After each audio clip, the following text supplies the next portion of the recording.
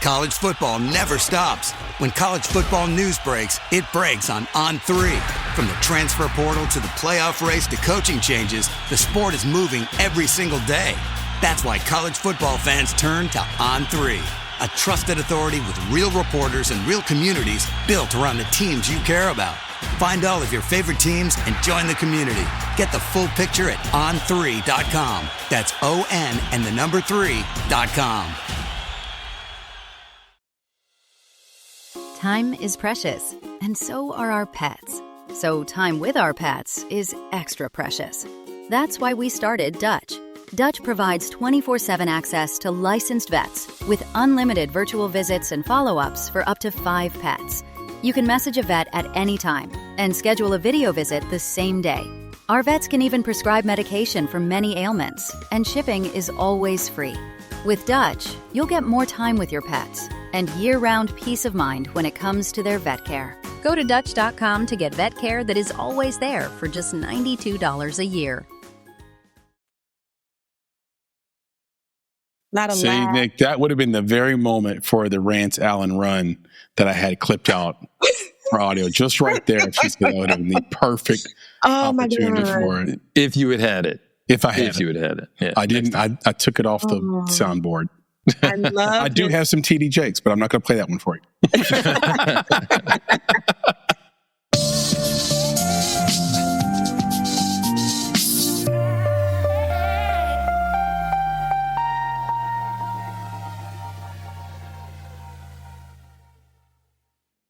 Hello, and welcome to another episode of the Make It Podcast. I'm your host, Chris Barkley. And I'm your host, Nicholas Buggs. Man, it's good to see you, brother. It's good to see you as well. You have the post-Thanksgiving, early Xmas sort of holiday glow. I do. I'm feeling it. I'm feeling it. We started, Christmas in my house like November 1st. So I've been listening. I got the tree up. We got the decorations in the house. Been listening to Christmas music. Like, I'm all in, man. Have you ever seen my house at Christmas time, Nick? Yes. Over all these years? Yes, I have. Yeah. So I have a 15-foot long and 4-foot tall Merry Christmas sign that sprawls across my yard with the deer lit up over here on the other side of the yard. And then the whole house, I now have these permanent lights you can get where they, those people that drive around your neighborhood and say, we'll install your lights. I have them and they're permanent. So now I celebrate every holiday. Every holiday has its own lights color. I even had lights on for Thanksgiving. And so my house is all lit up. And my buddy Ken came over one time and he walked in and Sally was like, my wife Sally was like, we're not huge on Christmas decorations. And then Ken said, your house begs to differ. Yeah, right. And of course, Chris, I think it's wonderful that you did this, that you put that big sign that says Merry Christmas and you have the reindeer. I think you're, the fact that you live in a Jewish neighborhood, that's perfect. Well done.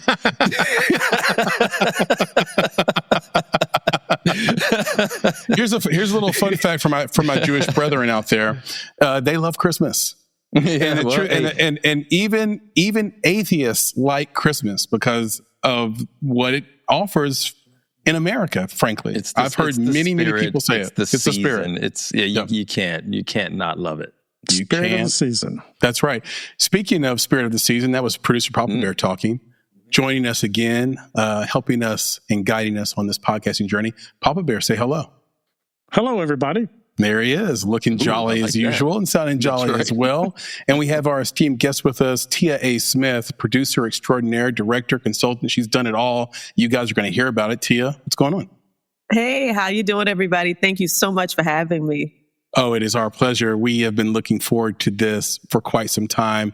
And before we hop into our first segment, Story is King, I have some really short housekeeping. First things first, guys that are listening to this podcast on Apple and Spotify, remember to rate and review 5 stars, please.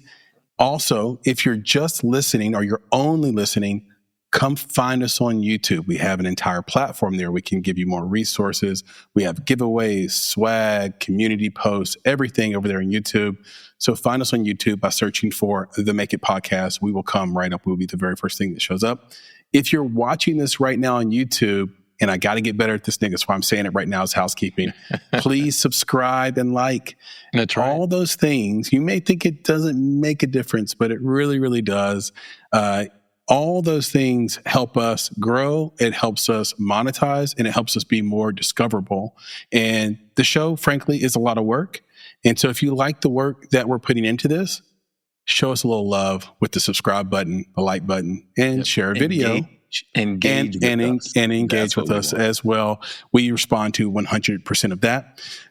Other piece of housekeeping is last week's episode with the one and only, the BAFTA award-winning Heir, who's here. How you like the pronunciation, PV? Who's here? Who's here? You like how I said it that time? I didn't forget. Shout out to Heir. We had, if you experienced a lag on some of the parts of that episode, we did too.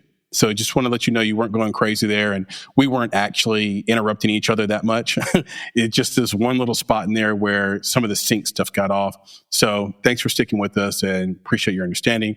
Now, Tia, can we hop into Story is King? Sure, we can. Actually, can I rebrand it for the night? Yeah, why not? Ooh. Story is King. Oh, yes. Kate. Just for today, put the graphic up that says "Story is Queen." Okay, right.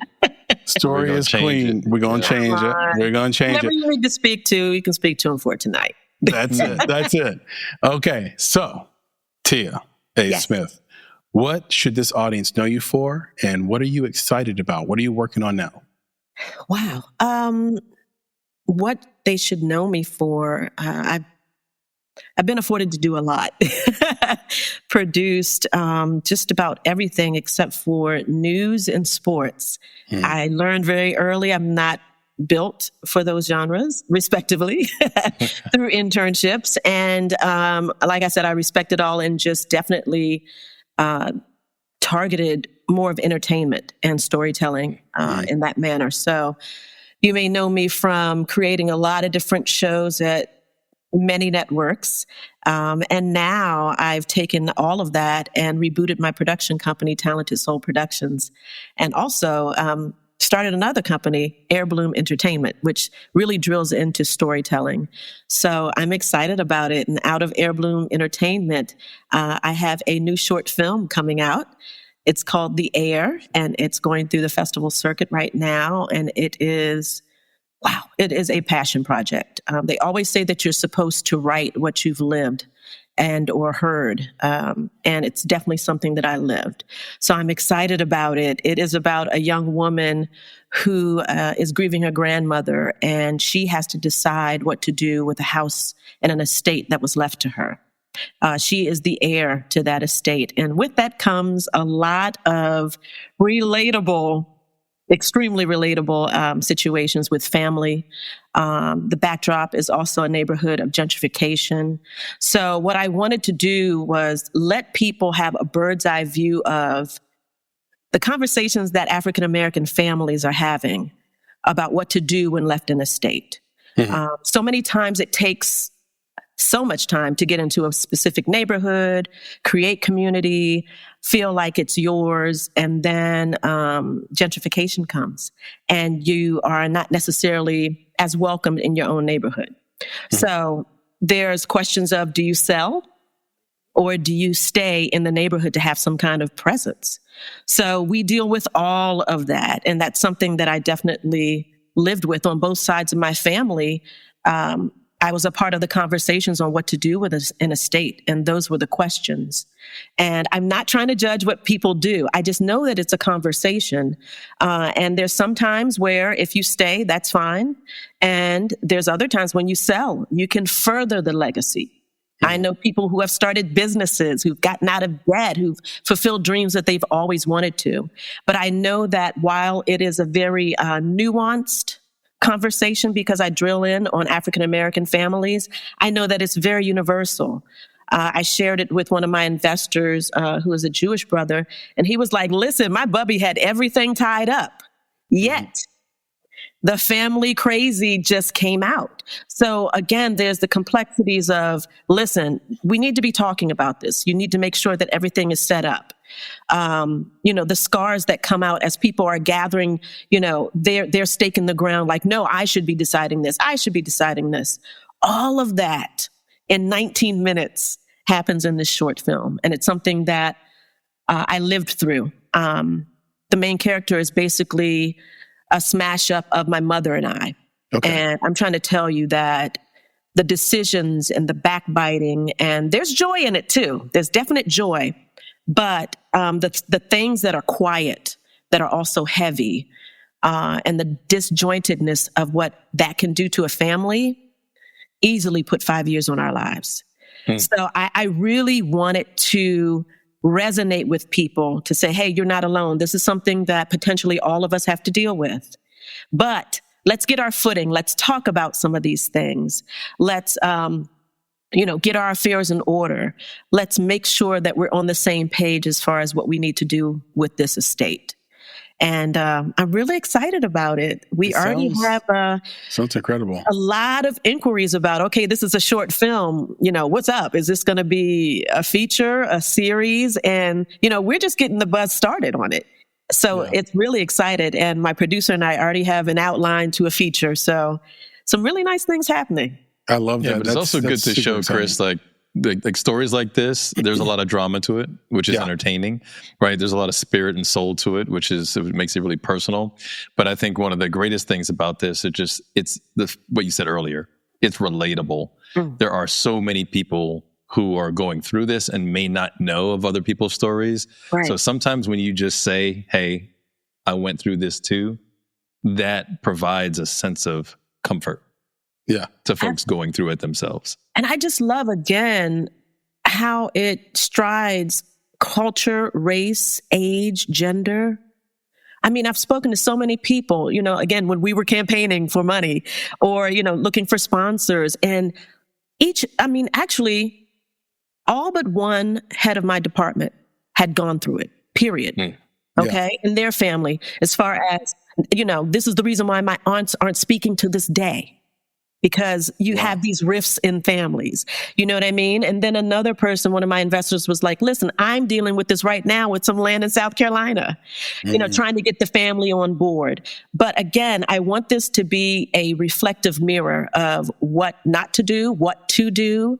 I can't give away too much. Right. We'll leave something for the audience to dig into, but I do want to make some clarifications for the audience. So Heir Bloom and the Heir are spelled Heir. Correct. Thank you for that. Mm-hmm. Yeah. So I just want to make sure the audience knows if you're going to search for this, do not spell it AIR.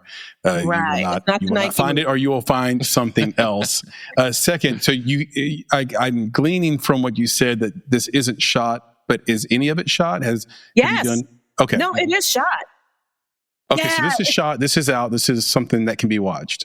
Yeah. Well, it's going through the festival circuit right now. Okay. So, we'll definitely let you know of all the things that we're going to be scooping and winning up and where we're going to be screening. And again, I'm just really excited because there has been, inquiries already from a few places, I'll say, to see what we want to do with it and how we want to thicken this up and potentially make it a series and or feature. So. Got it. Are you swinging for the fences on the festival run? Or are you targeting it more to places that might like it? Okay. If you know anything about me. So you're going Cannes, you're going TIFF, you're going South by, you're doing all of them. Okay. All of them. I have a lot of friends who were festival consultants, and in true producer form, you utilize your resources, right? Mm-hmm. Yeah. And, I'm blessed because they just sat with me and was like, listen, you need to tier this out. So yes, to your question, we're doing tier 1, tier 2, tier 3. I don't even like to subjugate them like that. It's really because everybody does it though. It's okay. Yeah. Everybody's wonderful, but, it's truly to have this kind of system so it's not stacking against each other. And you're also respecting some of these world premieres and exclusive things that have to happen in the festival circuit. Yeah. So that's the reason why we're doing it. But I'm just excited. Make sure you submit to Nashville Film Festival. Definitely. Festival in the country. I think almost. I think it is. Like 1969 is when it started. So if you submit it, let me know. All right. Let me know. I'll make everyone aware of it. I'll be aware of it. And I see what you do with it. And I think Nick's spot on, super relatable. I immediately thought about situations in my own life. And I highly recommend anybody listening out there, if you have anything that you want to pass on to someone smoothly, yes, getting a will is the first step, but even a will probably isn't enough. You probably need to do a trust. And one strategy, Nick, that I've used in my life is I just tell my kids what they're getting in advance before I die so that they know what my intention was. Right. And then that's what I did, Chris, and I don't want to, you're not doing enough. I tattoo it on my kids' backs. So don't worry, Tia, they're washable tattoos. He has a bunch of them and he just keeps tattooing them over and over again. Oh my goodness. Poor kids. Yeah, exactly. Poor kids. That's right, Nick. I didn't mean that literally. Because Nick is rolling in the big bucks. That's right. I spent it all on Legos, so they're gonna get what they can get. Yeah, you tell me Legos has. He's rolling into over there. That's right. Congratulations to your wealth, Nick. And Tia, describe your household in 3 words growing up. Oh wow, growing up. Loving, soulful, safe. And is this because of your super talented mother, Gail, perhaps? Oh, making this such a soulful place? Indeed. Soulful because, because of my mother, my family, everyone was just so joyous. There, from the engagement, how we spoke to each other, the parameters that, kids had, when dealing with adults, just very spirited to the parties, to the cookouts, to the pool parties, all the things that were going on in the neighborhood of Silver Spring, Maryland. Yeah. And I just love that it was so diverse. Our neighborhood had a little bit of everything. It wasn't enough for me to say, oh, they're Latino. Like, I knew that you were from Venezuela. I knew that he was Ecuadorian. You know what I mean? And we got Pakistan over there and China. It was just beautiful. So there was a lot of soul in our family and just spiritedness and laughs. And it was just a beautiful time and continues to be a beautiful time. I know that even though a lot of my great aunts and uncles are gone now, and we're the adults, right? Yeah. We still carry that through, our smaller family. Those still the pillars of the soulfulness. And of course, there was singing and there was music. My mother has always been a singer, from gospel to R&B. She was on the soundtrack back in the day. I remember the bell bottoms and the afros. You know what I mean? And literally, her singing while she was cooking. And, I'm no slouch either. I'm a great singer, but I tend to like to blend and vocal arrange. I don't need to be out front. But and you're right. It's surreal. It's maybe the best word I can think of. Maybe there's better words, Nick, PB, to watch the young people in your family grow up. And you watch this happen at holiday season time, like now, like Christmas, Thanksgiving.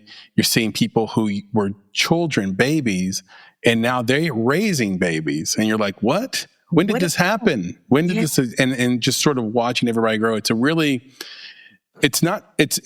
could be bittersweet, but it's not bitter. It's definitely at worst bittersweet. It's actually, like you said, it's a soulful, loving feeling that you can't quite put it into words, to sort of watch your whole family grow up around you. Yeah. And the reason I brought up your mom is because I wonder if this was an idea you had right away, or you had to build up into it? And here's what the idea is. When did you know you wanted to pursue a career in film and TV? Was that like something you kind of had to do because that was like the family's business, or did you build into that? No, it wasn't the family's business. I mean, definitely, my father was a Washington, D.C. school teacher.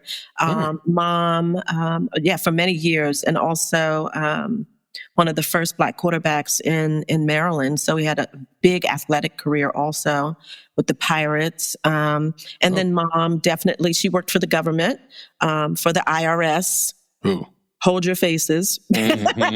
She was a part of the camp that basically tried to make everything that we're dealing with right now, as far as formats and things like that, a lot easier as an analyst, and did very well for that. And like I said, was always a singer, and that's why am continually proud of her.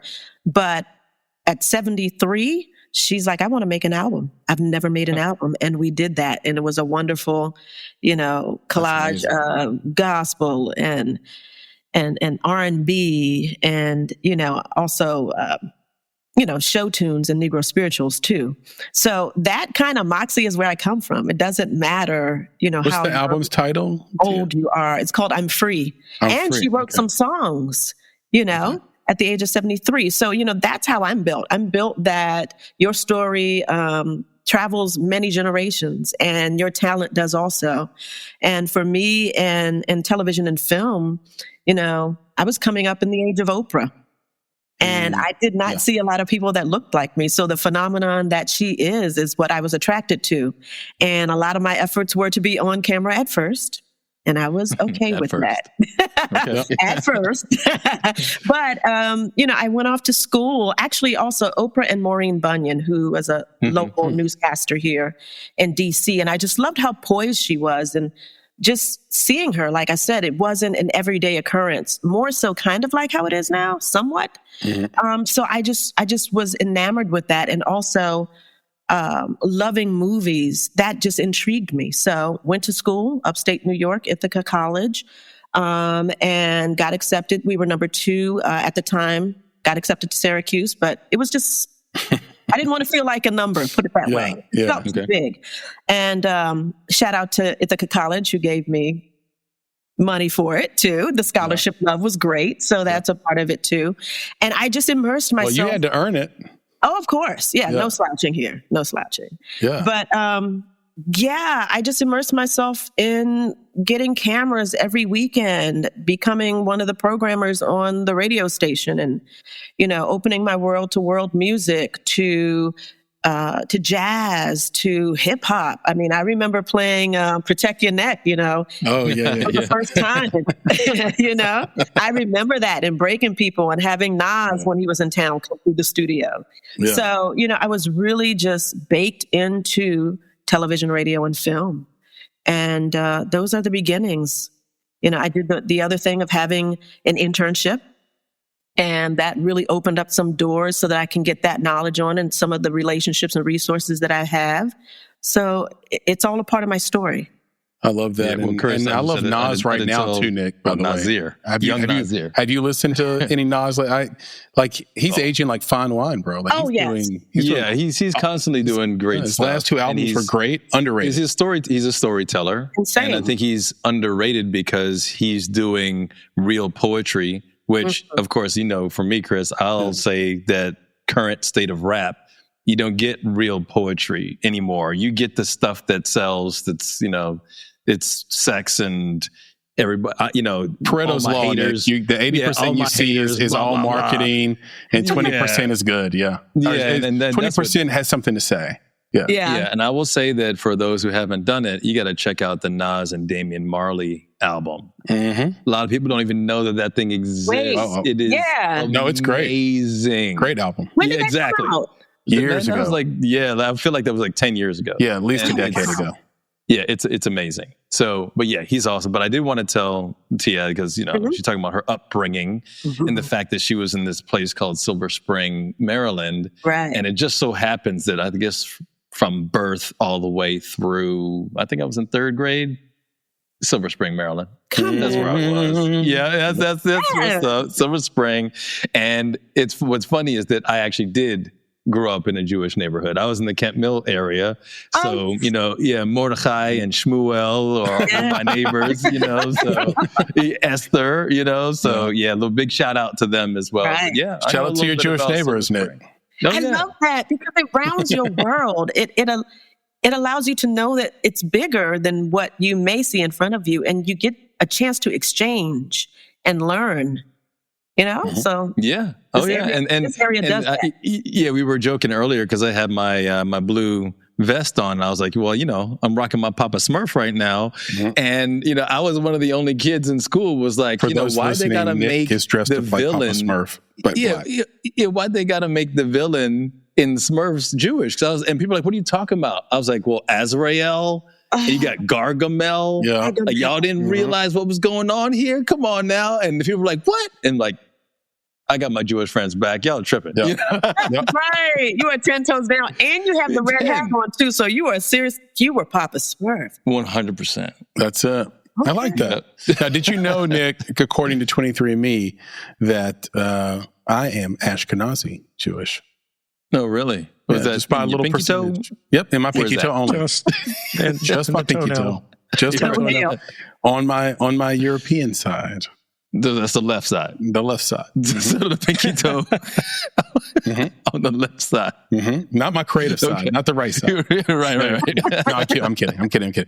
No, that's true. I love 23andMe. So when it first came out, now I know it's got financial troubles and a lot of things going on, and there's a few services out there like Ancestry, but this was something I said to you a long time ago, like almost 20 years ago, that I thought DNA mapping was going to end racism in time. And the reason why is because people will find out they are things they didn't know they were. And it's very hard to hate yourself. Right. And what I've learned about the internet is it's very easy to hate yourself. Absolutely. And so now I feel like my prediction is not coming to fruition as fast enough, because it turns out a lot of people actually do, without realizing, hate themselves. Go ahead. Remember, denial. Okay. It's a river. It's not just. It's not a river. Yeah. In Egypt. Okay. That's right. That's right. But I think it'll be part of like your well check. So you go to the doctor, you see your primary care physician. They'll look at your DNA, say, hey, you have this sort of gene expression. You should look out for this. We're going to guide your healthcare based on this. And then within that are some of your cultural and DNA history and breakdown. And once you know who you are, how can you hate somebody that's exactly what you are? And this exists even with white people. To me, like I mentioned Sally earlier, her whole life she's like, oh, I'm Italian. Well, according to the DNA, you're just a little Italian. You're a lot more British and Scottish than you knew, and that explains so much. At least you look at his face.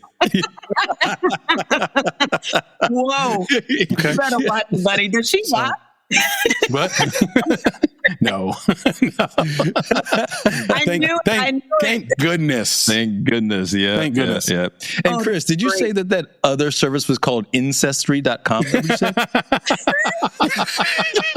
Yeah, he kind of slid right over that. Yeah, it's Ancestry.com. I was just making sure. But there is another service here in the Appalachia.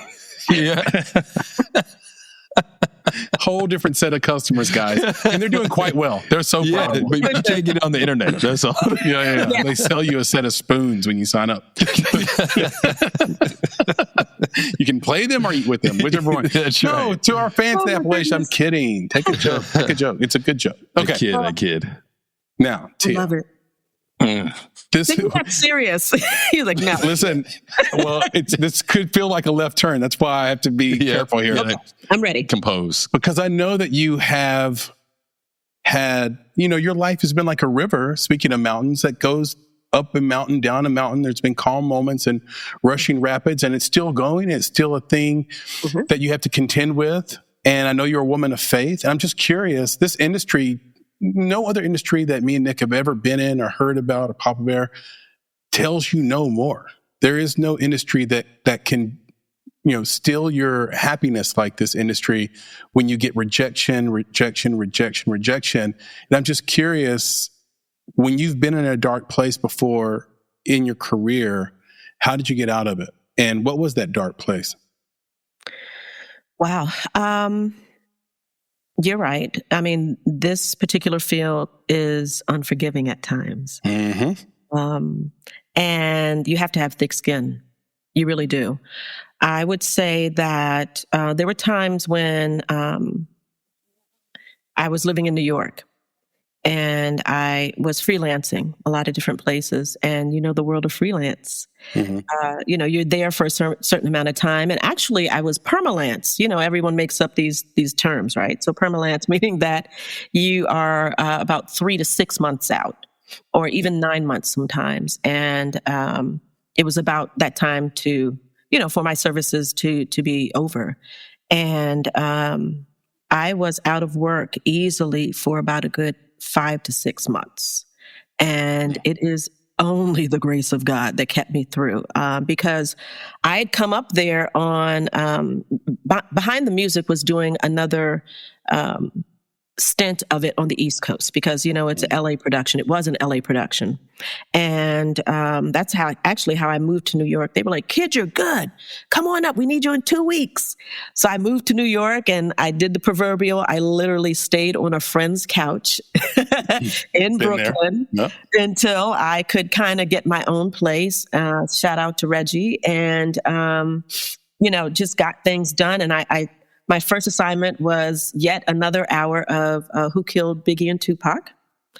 And and I was, getting all of my ducks in a row with the Crips and the Bloods and a couple other people that I'd made contact with to really try to dig into this story. And they had let me go because the production was costing too much on the East Coast, and they decided to take it back to the West Coast. So out of that, I instantly called my mother. I was like, "Mom, what is going on? I don't appreciate this." I mean, we literally dropped off everything in my apartment. I had finally found a place in Fort Greene, Brooklyn, in a brownstone. And it was 4 days after I signed the lease. Wow. And my uncles had just returned the U-Haul in Maryland that they let go of the show. And I'm like, "Excuse me?" It's not supposed to happen like this. I called my pastor, and I was like, "Listen, what is going on? What is God doing? I don't appreciate this, and something needs to happen really fast." So he was like, "Listen, you are up there for a reason." And I knew that. This was just fear. It was fear. And he was like, "You're up there now. Make it happen."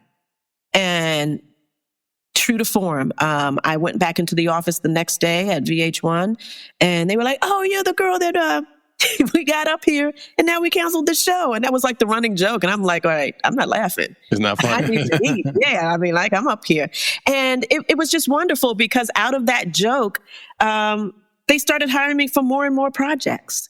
And I was afforded to do, more production, from, shows with U2 to Hootie and the Blowfish to Shania Twain to Megadeth and again, if you don't know me yet, but if you know me, I don't like to be put in a box, especially as a creative, right? Mm-hmm. I love all of that stuff. And honestly, what we were talking about earlier, Nick, coming from this area, you're exposed to all kind of people, all kind of music. So it was right up my alley. And I was able to really sink my teeth into some shows that felt right for me and that I could expound upon too and bring something to the table.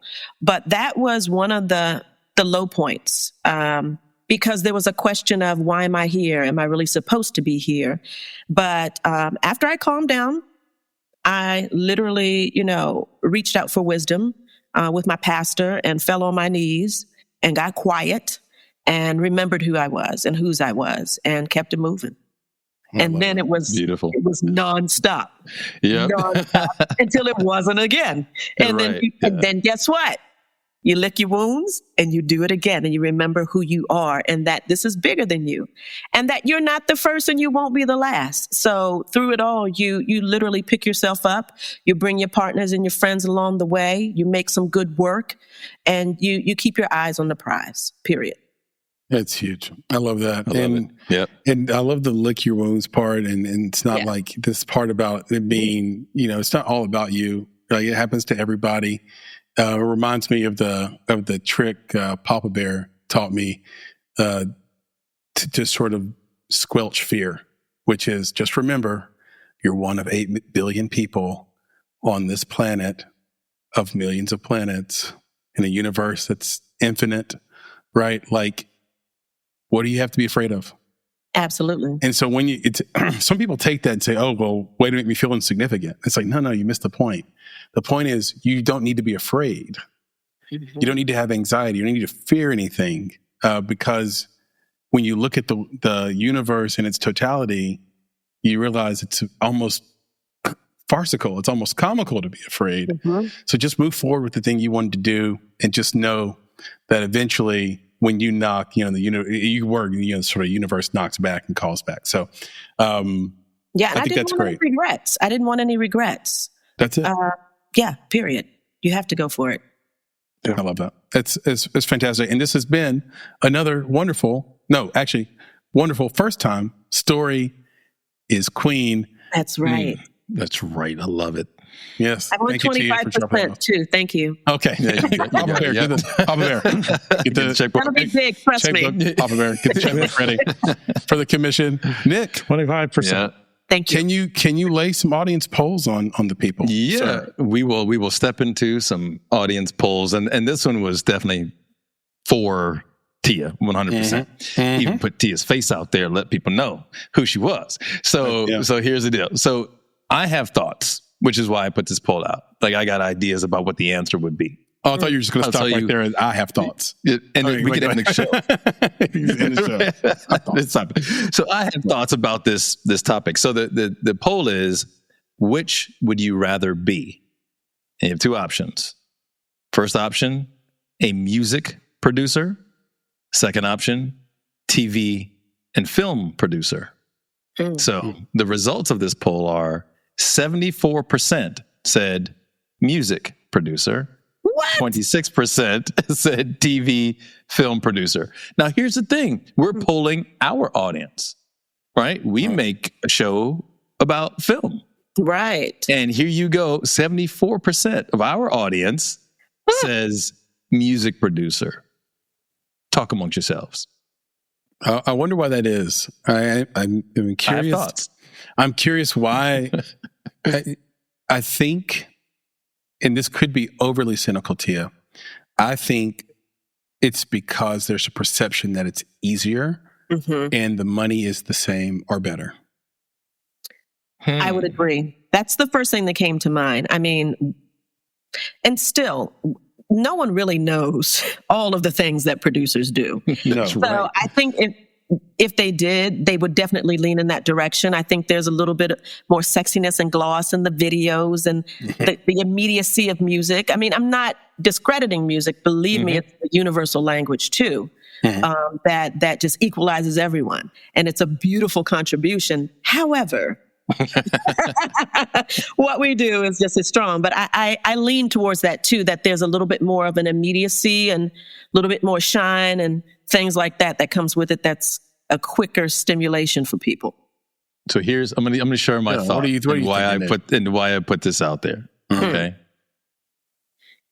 So I believe that if we were to go out into the street and ask the question, name or who is your favorite music producer, people would answer like that. If you said, now name your favorite TV film producer, what would they say? Dick Wolf. And the reason, right? And the reason for this, this difference is Scott. Right. There you go. You got names. Y'all be in film now, so you can't do that. Y'all don't count. So here's the thing. True. I think the reason for this is because music producers are celebrities. Yeah. They're positioned as celebrities. and TV and film producers are not positioned as celebrities. So they want the in my opinion, I could be wrong, but I think that's what they want. They want the celebrity that's associated with it. That wasn't always the case, Nick. I think that's a really great point. That started with L.A. Reid, I would say. I'd say L.A. Reid was the first, maybe Quincy Jones. One of those two were the first to, but I don't think Quincy wanted to be a celebrity. He just became one. Right. Whereas I feel like with L.A. Reid and Babyface, they were out in front. You knew that was a Babyface song. Man. You knew that was L.A. Reid. And then that bled into Andre Harrell, and it bled into Puff Daddy, and it bled into Timberland, and and it just got bigger. Exactly. And everything else. Yeah, I definitely would say Quincy too. I mean, come on, I'm an 80s baby, so it's like, for what he did with Off the Wall too. I mean, he had a huge catalog before that. But Back on the Block. Back on the Block, Recognition, Thriller, all Hughes, Juke Joint, come on. So he definitely was forward facing there and had his go.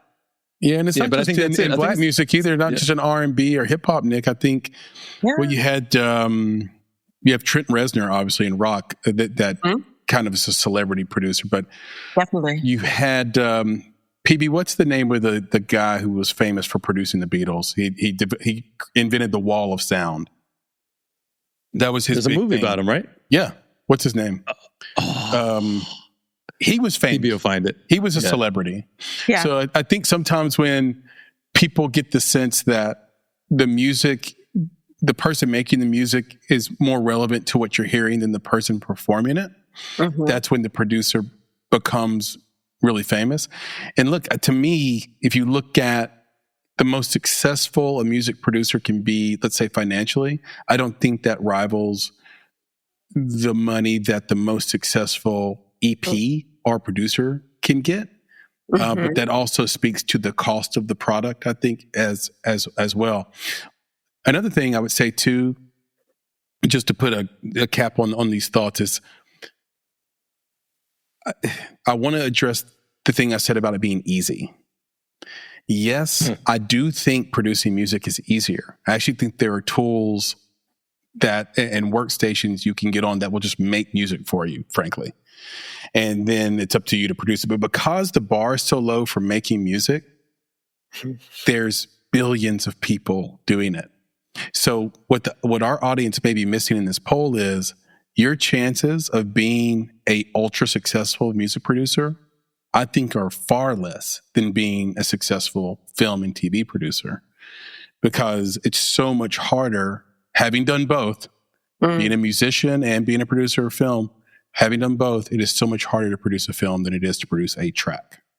Well, and that's, I think, album. Tia, I'm going to throw it back to Tia, because I think that I'll jump on your comment and say there is probably a huge difference between producing a track and being a music producer. And to your point, Chris, people might be conflating the two and thinking, yeah, I want the easy way. I want the celebrity because I can make a track. No, man, Timbaland's not just making tracks. No. You know what I'm saying? These producers are so much well, that's what I'm saying. Like, how many Pharrells are there? One. Right. Yeah. What he does is amazing. It's uniquely him. It includes marketing. It includes the whole picture. He's going to win for Producer of the Year this year, Grammys, for the Clips album. He just is. Yeah, and what that tells you, Chris, is that if you want to be a great producer, that you have to be from the DMV. I mean, that's all. Yeah. That's all. Well, yeah. And I mean, but it's funny because he's been on this his whole career.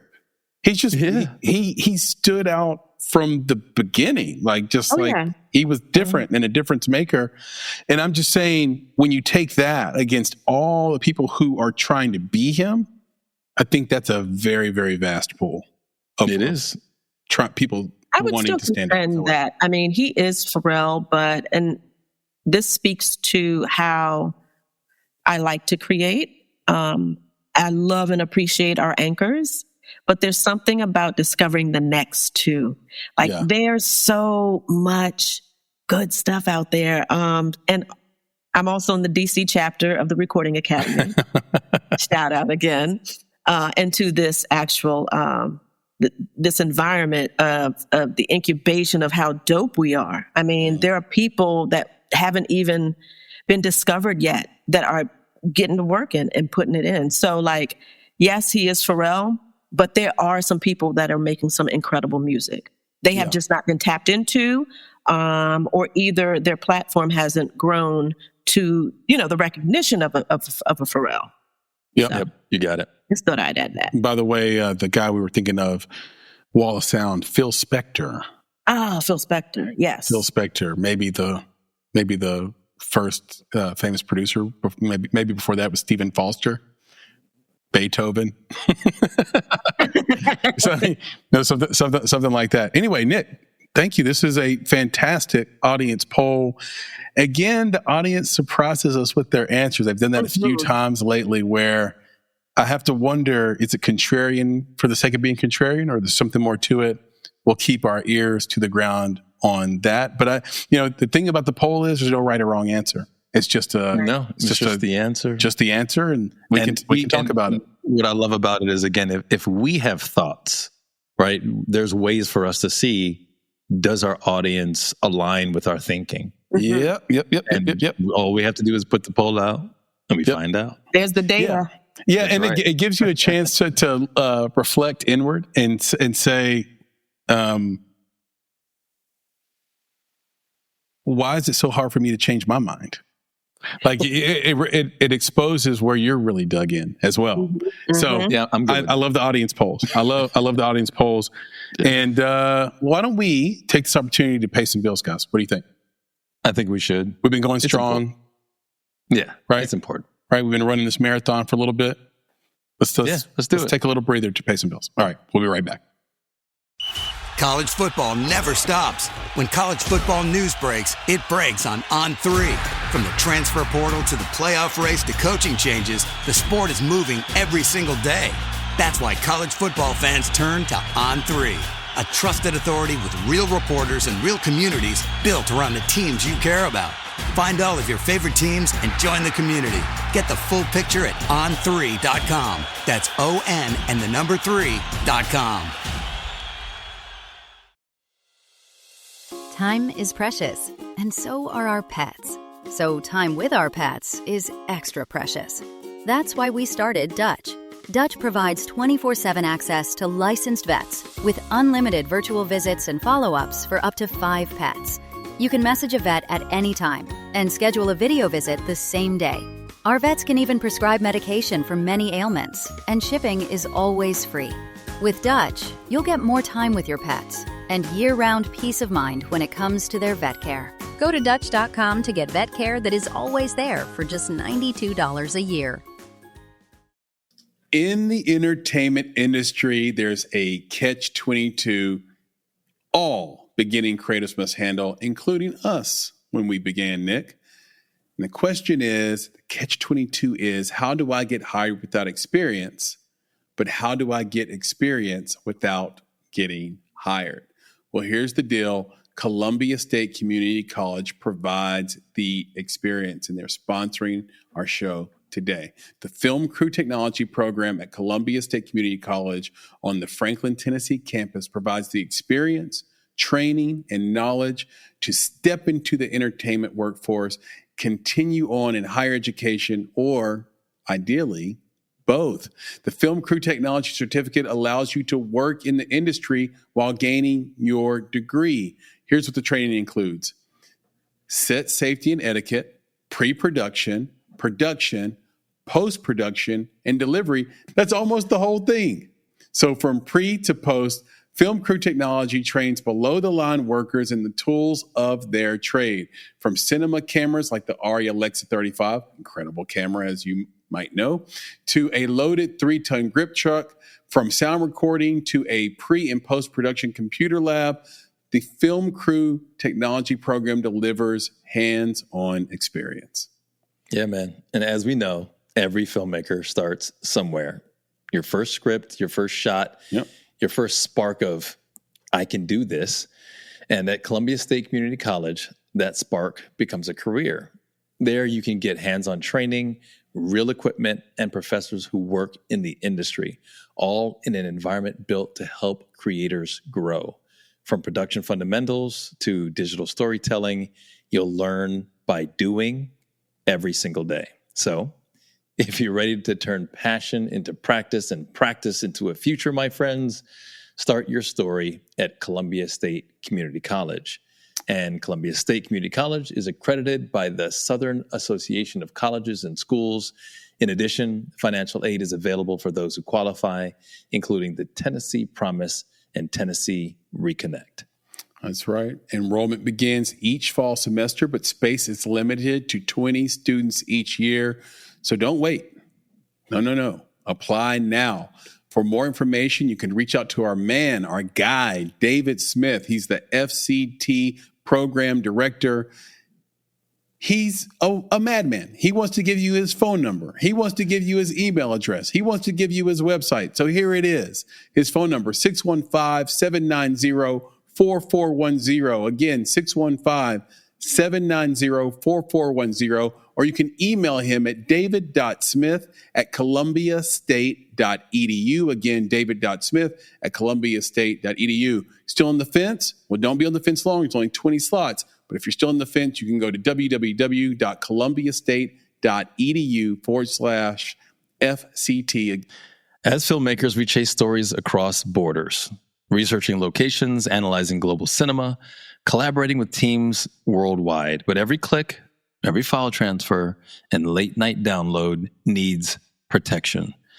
That's where Surfshark VPN comes in. Surfshark keeps your project secure with encrypted connections, protects your team when working on public Wi-Fi, and opens access to region-locked reference films from anywhere. Faster, safer, more open internet, wherever production takes you.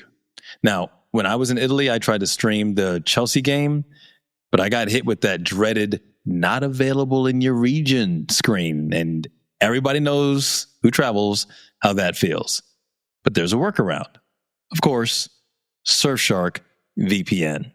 And for those who don't know what a VPN is, a VPN, Nick, is a virtual private network, which allows, for example, me to mask my real IP address and then even replace it with another IP address anywhere else in the world. I love the options Surfshark gives you with this. Using a VPN is like wearing pants. All the important stuff stays private and secure when you step your foot outside. A VPN covers your whole online activity. Once your device connects to the internet, all the information is encrypted just the way you want it. That way, your online activity is hidden from all the snoopers and trackers out there. Ever wonder, by the way, how much of your personal information is floating around online? Every click, every swipe, every doom scroll into whatever you just happen to be into at the moment. All of it can be logged, tracked, and worse, sold. With Surfshark, all that data stays in your hands. Like when I'm connected to Surfshark, it encrypts everything I do online. It's like finally being able to shut the blinds on my digital life. I get total privacy, I get total control. And honestly, it's a relief knowing I can browse freely without constantly worrying who's watching. I love that metaphor. Hiding your tasty bits with the pants. I love it. Mm-hmm. Well, Surfshark has servers in over 100 countries, meaning that I can now access content from almost any country in the world. This is so useful when I'm traveling because I don't have to miss any of my Chelsea games. Now, I just open the app, switch my location to the US, and it's like I've teleported home. No more missing out on the content I love just because of where I happen to be. So with that in mind, we also recommend Surfshark Antivirus. We tend to think of viruses as a laptop problem, but they can hit our phones and our tablets too. And that's why Surfshark Antivirus is such a smart add-on. It's built right into the app and runs quietly in the background, protecting against malware. So go to surfshark.com/makeit or use code MAKEIT at checkout to get 4 extra months of Surfshark VPN. There's a risk-free 30-day money-back guarantee, so no worries, my friends. Again, that's surfshark.com/makeit or use the code MAKEIT at checkout, all one word, to get 4 extra months of Surfshark VPN. Be sure to check out the show notes for details. And now, back to the show. And we're back to the show. And you know, that was sneaky. So dramatic. So dramatic. And you know what that means. It's not, well, by the way, Nick, not as dramatic. I told you this other day, not as dramatic as Morgan Freeman. Oh, geez. And now you see me right dying. Shout out to Morgan Freeman trying to save that scene. That was brutally bad. You got to say spoiler alert first for people who haven't seen it. Come on, people know he's dying. People know they're relaunching that series. They're relaunching. Tia, they're going to relaunch Now You See It, and with a whole younger cast that does magic. And there's no room for Morgan Freeman in these future movies, unfortunately. And he takes one for the team, quite literally. But the way he dies, I just was like, this is bad. Anyway, just my opinion. You might love it. Yeah. It's all good. Anyway, Nick, we want to stick with you. Yes, please. Let's do this. Filmmaker Q&A. I'm ready for some filmmaker Q&A, and I know that Tia A. Smith is ready. Audience is ready. Mentor that she is. So I've got a couple of questions that I'm going to ask you, and for this one, I'm actually going to kind of walk through the history of Tia A. Smith. Ooh. And my first question is this: looking back at your time at Ithaca College, as we mentioned earlier, where you earned your degree in broadcast journalism, what were the experiences inside or outside the classroom that created the foundation for such a long-term career in television and film? First and foremost, your research is amazing. Shout out to producer Papa Bear. Yeah, we do our best. Papa Bear, shouts. What I do. Papa Bear shrugged his shoulders in an ironic and silly way for those listening. Yeah. Oh, I would say inside of Ithaca College, I had an opportunity just to get hands-on. I got accepted to Syracuse, and for the first 2 years for their curriculum, you had to learn theory. You couldn't get on anything until your junior year, and I was like, oh no, we're not doing this.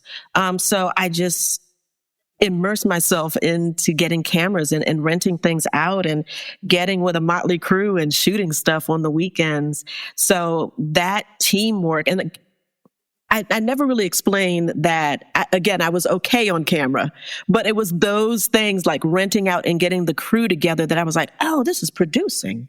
Oh, this is directing. I was learning it, for the courses that I was taking, but to actually execute on it and the feeling that I got in controlling the narrative, hiring people, assembling people, making sure that the vision was intact. I was like, oh, you've got me for life. So it was truly, and then the way that I look at a story and how I manage people, again, those were just seamless themes for me in producing. So that was a no-brainer. And then outside of that, Ithaca, very granola, very organic and earthy area, college town. And then on the other mountain, shout out to Cornell University. I did a double minor in Afram studies and also gender studies. So I had a chance to do some courses there too. So that also intrinsically went into my storytelling, because loving sociology, that's the reason why I love character. I love the explanation or the theories about how you got there. And it's different for everyone. I think there's a sense of empathy in looking at the choices that we make.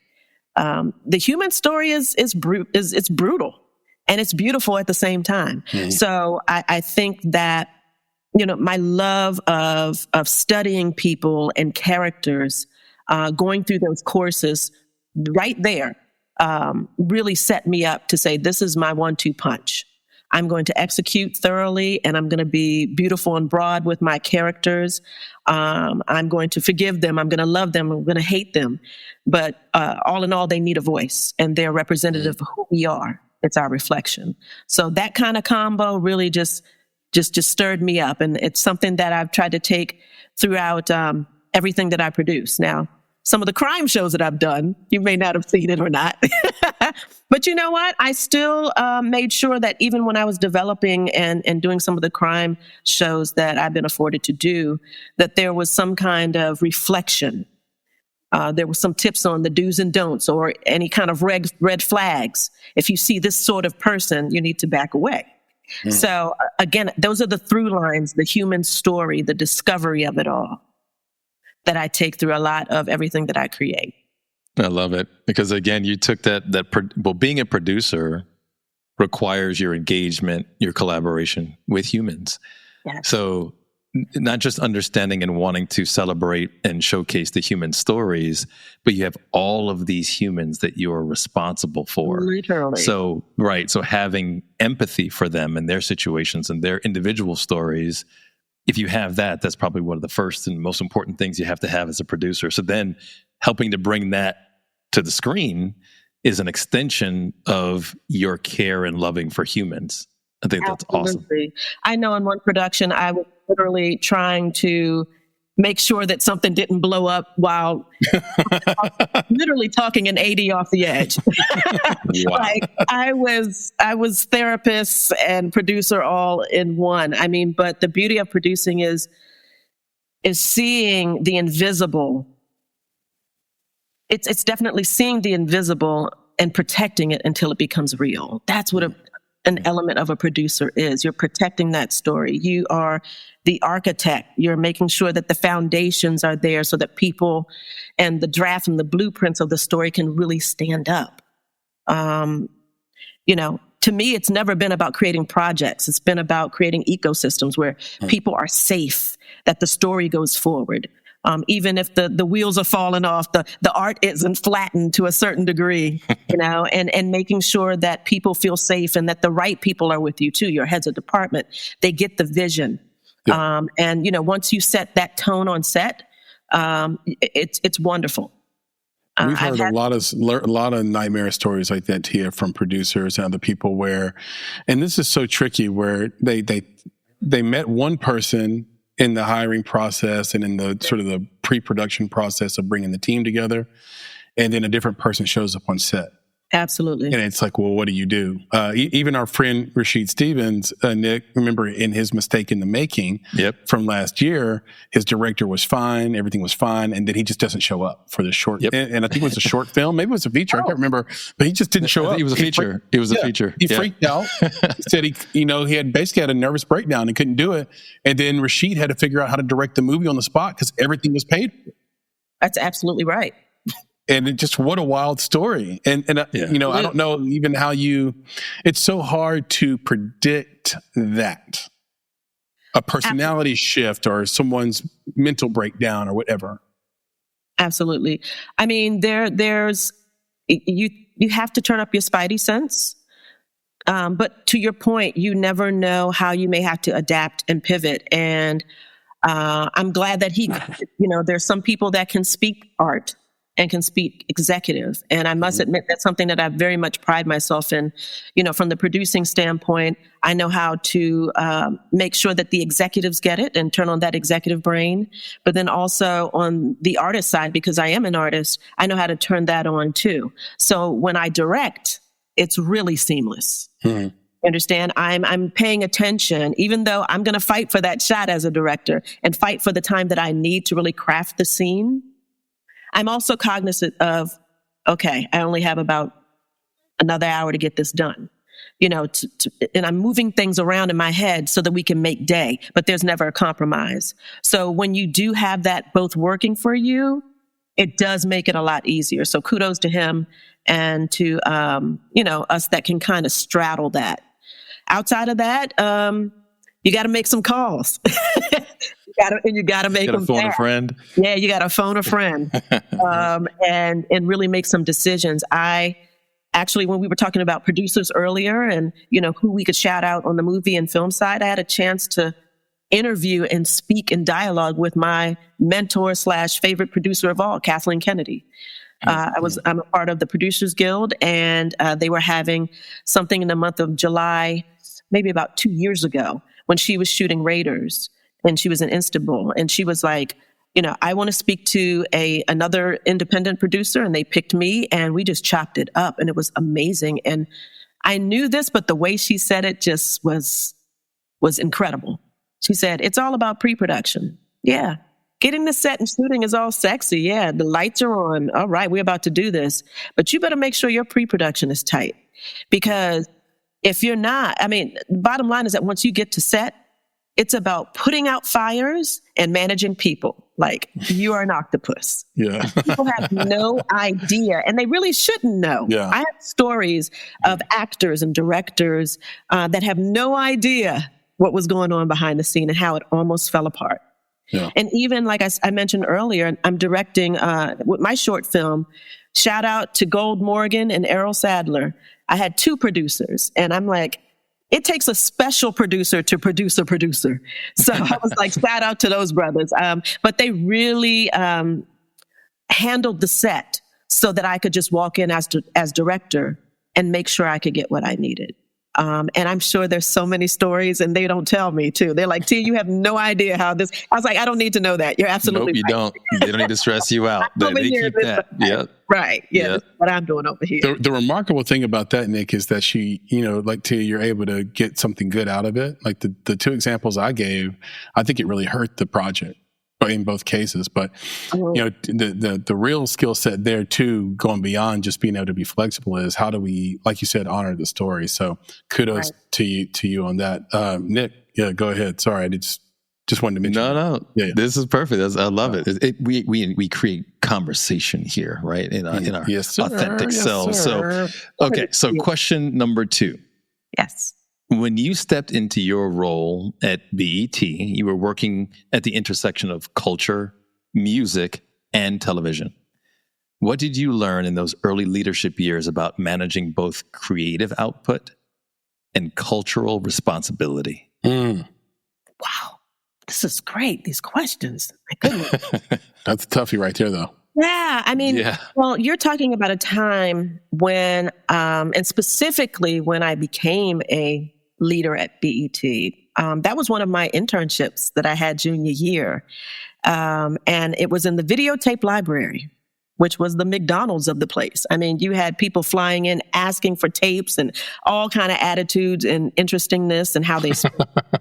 Crazy, totally entry level. And it taught me a lot. And I would moonlight. After my shift was over, I would go into the edit suites and I would sit with people and producers and have relationships and just learn. Okay, so that was incredible as far as the exposure that I got. And then the other internship I had was at KISS FM, where I met my mentor, Greg Diggs, also Donnie Simpson, who was here. Donnie Simpson. Donnie Simpson. And I learned from those guys. And with my interaction with Greg Diggs, at the time, he had left radio and was brought in to be in charge of all the music videos and the programming at BET. So when he saw that I was in the library, it was literally like Cinderella, like, what are you doing here? And he was like, I know who you are. You went to school with us. And I was like, listen, I needed an entry job. And so that question right now that you're speaking about is where I feel like I got some sort of leadership. And it came with a heavy mantle because we were deciding all the music videos that were airing on the network. And interesting. Yeah. And there's a lot of music business interestingness that goes along with it. I learned to never owe anybody anything. Mm-hmm. There was all kinds of conversations about what can be done or what could be offered to get more spins on a specific video. Like a type of payola. Yeah. And it's a thin line and anybody could choose their direction. I'm just glad that I had good counsel in my leadership. And a part of sitting with and under him was learning that there was a bigger message. And even though these artists had the right to express themselves, we had to follow the company rules. And then also from a cultural perspective, do you want to continue to show a certain type of visual? That's right. Of language. So if you did have curse words, let's take it out. Right. And yes, RZA, I'll never forget to call it RZA. We know what Sticky Icky is, Method Man, all that it is. Like, come on. Yeah. So let's get it out. And to someone who may have not cared or saw that as something that would be impactful, they may have let it slide. But again, I was posted up and under someone that was like, no, we have a greater responsibility. And these are the things that need to be taken out.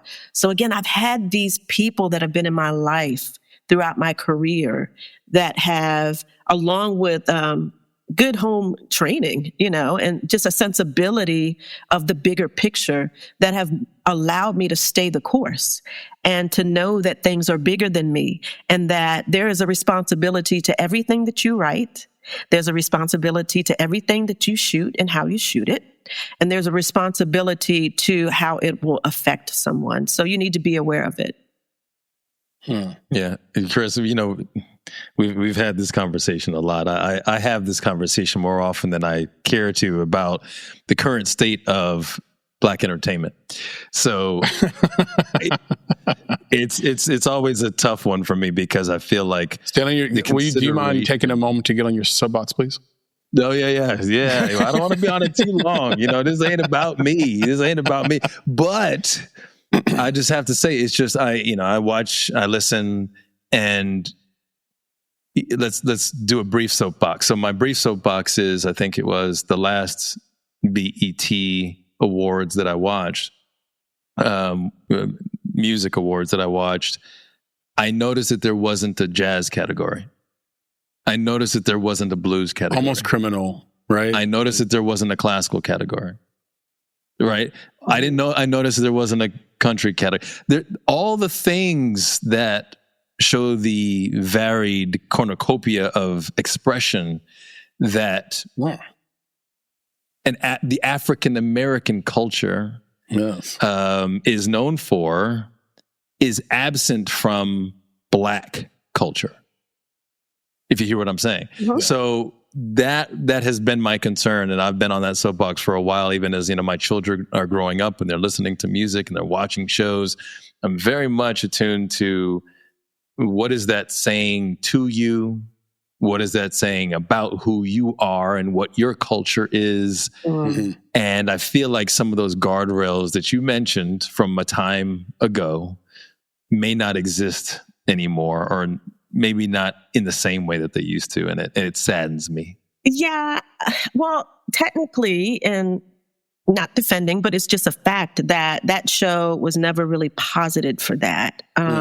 It never had that. I mean, the question of should it have is definitely, on the table. Mm-hmm. But from what the brand was and how it was to be expressed, it was never that broad.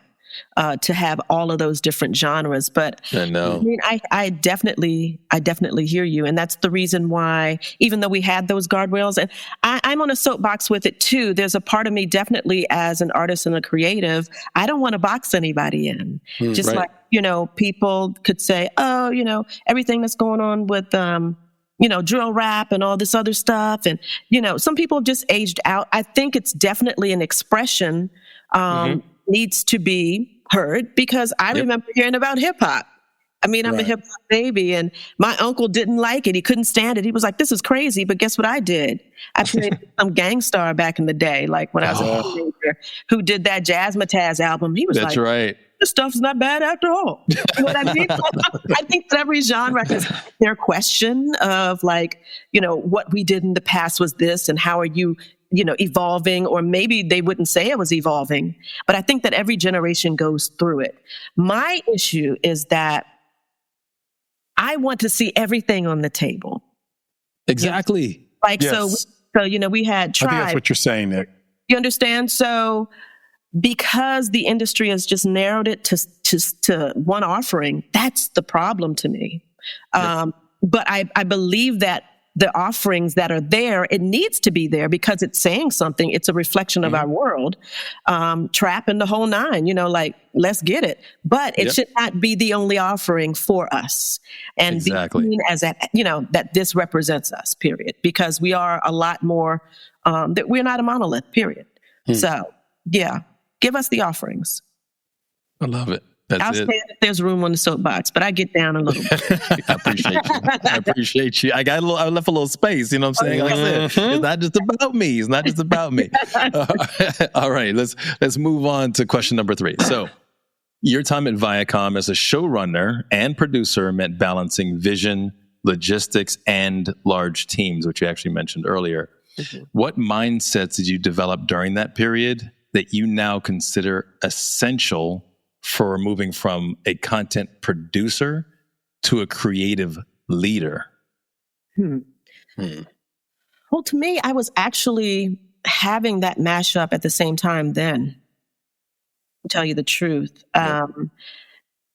Because, and I know it deals with some of my family members who are entrepreneurs, having the business sense and being able to see that. A lot of times, I know it's colloquial, but it's real that if you can see it, you can be it. And I did see a lot of business, functionality in my family. So I've always had that brain of creative and business. So it's a through line that has taken me through to Viacom, helped me start my own production company.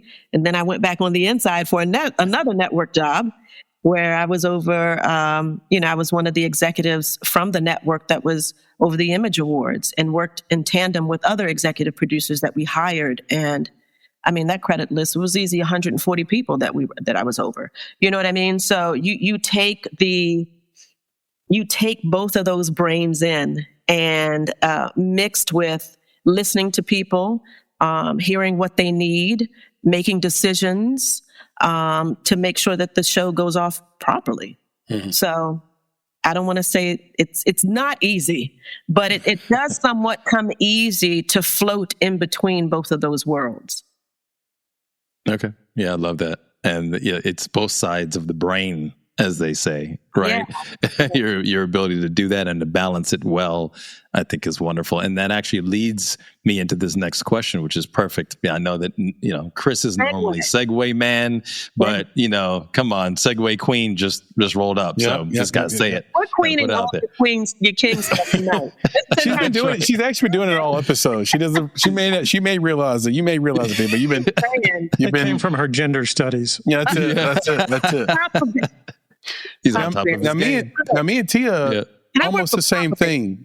Except I did print journalism. She did broadcast journalism. She did African American studies. I did something called urban studies that Nick makes fun of because it's a silly title for a minor. But within it had African American psychology and sociology. Nice. I like it. It's interesting. Okay. Anyway, parallels, man. Parallels. All right. Parallel. Yeah, the parallel. So then the next question is this. So you talk about being an entrepreneur. So running your own production company required both creative and entrepreneurial thinking. Mm-hmm. So what did building a business teach you about owning your own voice? That I was the boss. That's what it taught me. I can honestly say that every time I left a given network or studio, it was done well, to the point that they would ask me back and they became clients. So that was incredible to have. And it truly taught me that I was the boss and I was going to run it the way that I wanted to run it. I had some great examples, but then I had some not so great examples. Mm-hmm. I never honestly had a female mentor. All of my mentors were men, were kings. So I made it, my mantra to make sure that I was the person that I never had. So in my hiring, I made sure that the ladies understood what the expectations were and that they were supported. And that just really became big for me. And that the content, even though we didn't make it gender specific, everything would be done in excellence. Everything was a team-spirited contribution. And just other things. It's funny. I'm thinking about some of the people that say, I got the Tia-isms. You went to the school of Tia. Because there's just some pillars that I believe in. You got to have some integrity in your excellence. You don't have to be perfect, but, make sure that you're aligning with something that how you would want to be treated, So there needs to be integrity. Let your yes be yes, and let your no be no, and that's fine. You need to study also. If you want to be a director, if you want to be a producer, study those people. Make sure that you understand elements of the craft. Don't chase any trends. Trends are fleeting. Mm-hmm. Make sure that your voice is really saying something and that it's yours and it's authentic. So these are things that I try to instill in the people that I partner with, the people that call me mentor, the people that I look up to have some of these things, and I just try to pass it on. Yeah. Oh, and also, do not wait to be chosen. You go out there and you make your place. You have your voice out there and you set your table up, period. I love that. I love it. Yeah. And I like that last one too. So of course the last one's awesome because I think about that, that idea of the chosen one. Yeah. No, you're the chosen one if you choose yourself. You know what? The one before that too, Nick, and is great, Tia, because it is so much harder than you realize to use your own voice, to know whether you're doing it or not. And it takes a long time to polish yourself as a creative and as an artist and to get to the center and core of what you're trying to say. Because I think as an artist, when you take this path, the true root of it is you have something that has to get out, something you're trying to say, and sometimes it takes you 10 times to say it the right way. Mm-hmm. Right. And that's why, if you go to an artist, you'll kind of see a through line in all their work, even though it's all different. There's a through line of emotion. I think about how I can't put it into words necessarily. I would think of it kind of maybe something close to nostalgia, but there's you could use the word nostalgia as a through line, for example, through all of Frank Ocean's albums and work, for example. So even though all the work is different, the tone is the same. Right. The idea essentially is the same, which is essentially either nostalgia mixed with unrequited love. Mm-hmm. Those are the two themes that he just keeps hammering you with over and over and over again until you get it. You know what I mean? And he has a million different ways to say it, and it's fantastic. Mm-hmm. And so, I challenge anybody to go out and look at their favorite artists, whether it be in music or film or TV, and you'll find out that there's a through line through their work, and it just stays. They're trying to say the same thing. Chris is talking about me. He's talking about me. I heard that. Uh-oh. Just look at the wall behind me. Right? Oh, yeah, there you go. Yeah. Chris said, when he said the through line is nostalgia, right? I was like, bro, you talking about me again? Like, that's it. My art, my Lego art is really all about that. It's just these things that I love throughout my life, people that I admire. I've got Malcolm X over there. I've got Bruce Lee. I've got Martin Luther King. I got Biggie and Pac. I got Prince down here. You got Marilyn Monroe. You got all these characters have meant something to me at one point or another in my life. So you're absolutely right, Chris. Like my artistry is based off of nostalgia and things that were meaningful at different stages in my life. And you're right. Again, you said they're all different. They are. Everything's different, but they're all a piece of who I am. Yep. Yeah, and you have to give yourself grace too as a creative too, because there's a season where your voice may be this, but as you're literally growing in age and experience, you may evolve into something else. Yep. But it is true. It does come down like, I don't want to seem like it's over. When you look back over your life, you're not there. Okay. Yeah. But when you connect the dots, you do see themes. And for me, I know it's definitely, I love Fish Out of Water. And I love that human tapestry story. I love stories that are relatable and that show that we're a lot more alike than we are different. Yeah. And the choices that we make, the nuances, the culture, those are the things that I gravitate to.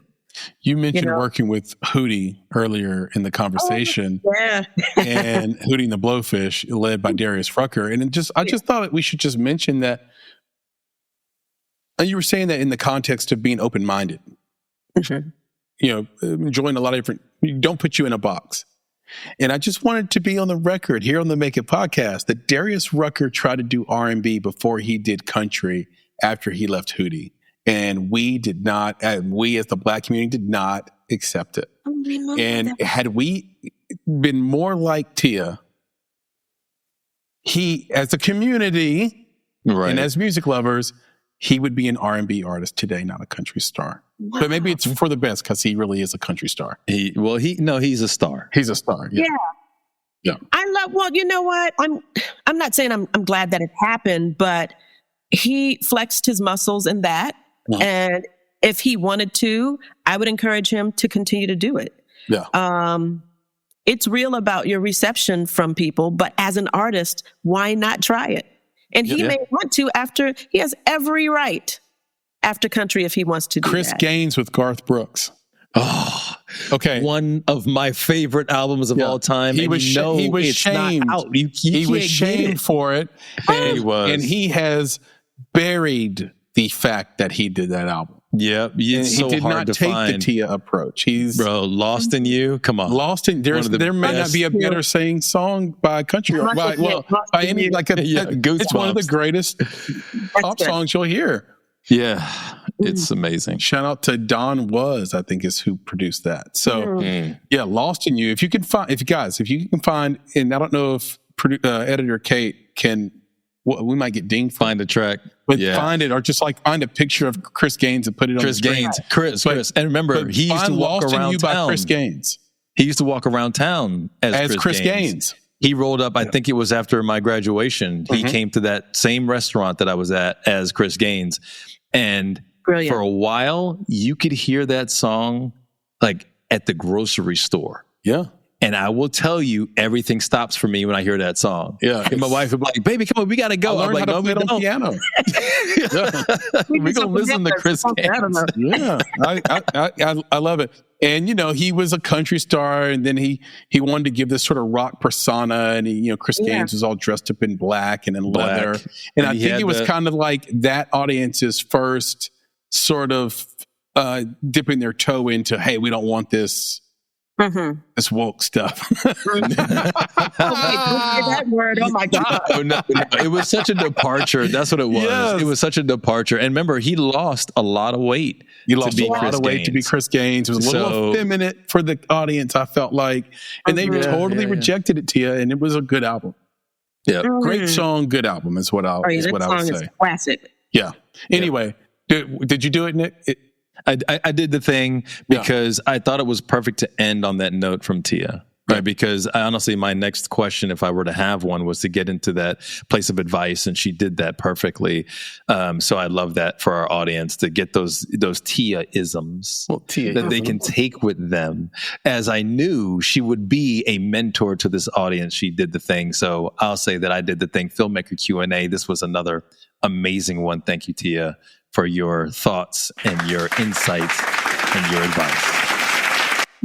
There we go. Baba Bear, will you hit us with some things we should know? Hit us with some things we won't know. But you'll know. And Chris, remember, you can't cheat. Okay, no Googling. No Googling, no schmoogling, no chat GPT, and I don't know whatever the new term is. You can't do whatever it is. No offset. Yeah. Let's do it. Let's do it, PB. Yeah. Well, I'll start with congratulations, Tia.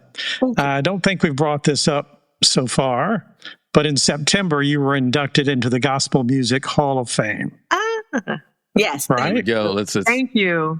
Well, wait. I just heard a phone call from your haters, Tia. Leave one red. Okay, go ahead, PB. So only 4 individuals have been inducted into the Hall of Fame, the Gospel Music Hall of Fame, more than once. How's that possible? So, well, think about it. You can be inducted as an individual, or you can be inducted as part of a group. Okay, well, I'll stand stupid. So go ahead. Okay, so my question is, who is the only African-American woman to have been inducted in the Gospel Music Hall of Fame more than once? Oh, gosh. Did we say Shirley Caesar earlier in this? CeCe Winans? CeCe Winans is a wonderful guess. Holy moly. Gosh. I'm right. I'm writing some of these down to you. Or Aretha. See, that's my first one. My first one was Aretha. You took that one from me. But I want to say CeCe as well because it was CeCe and it was BB and CeCe. Right. And if you, good call, Nick. Wait, because, so the third one, but I don't remember if she was ever part of the Winans because I thought the Winans were always the men. Yes. Yeah. So she would have been CeCe and BB and CeCe. Right. Yeah. So I would. So your guess is CeCe. No, those are my two because there've been multiple. But you're going to get two guesses. Only you can't one get two woman. Guesses. You can't get. He said only one woman. Yeah. Right. One woman. Who's the only African American woman to have been inducted? But not just woman, black woman. Well, I know, but that's what I'm saying. Only African American woman. So I would go CeCe. Because even though I think Aretha, do you remember what group Aretha ever associated with a group? Not that I know of. Yeah, I'm going CeCe. Yeah. I'm going CeCe. Yeah, I'm going with CeCe too. Yeah, because it's CeCe and BB and CeCe. Drum roll. Okay. Yeah. Hold on, PB. What are you going? What are you going with, Tia? I'm going with CeCe. So you're both going with CeCe. Yeah, because of CeCe and BB and CeCe. Okay, I'm gonna go. Because if you don't induct BB and CeCe, you're out of your flipping mind. You know what I'm saying? Listen, I know. Listen, I think you guys are right, but just for the sake of making this a little bit more interesting, I'm gonna go with Mahalia Jackson. Ooh. Mahalia Jackson. Mm-hmm. Is that Michael's sister? Here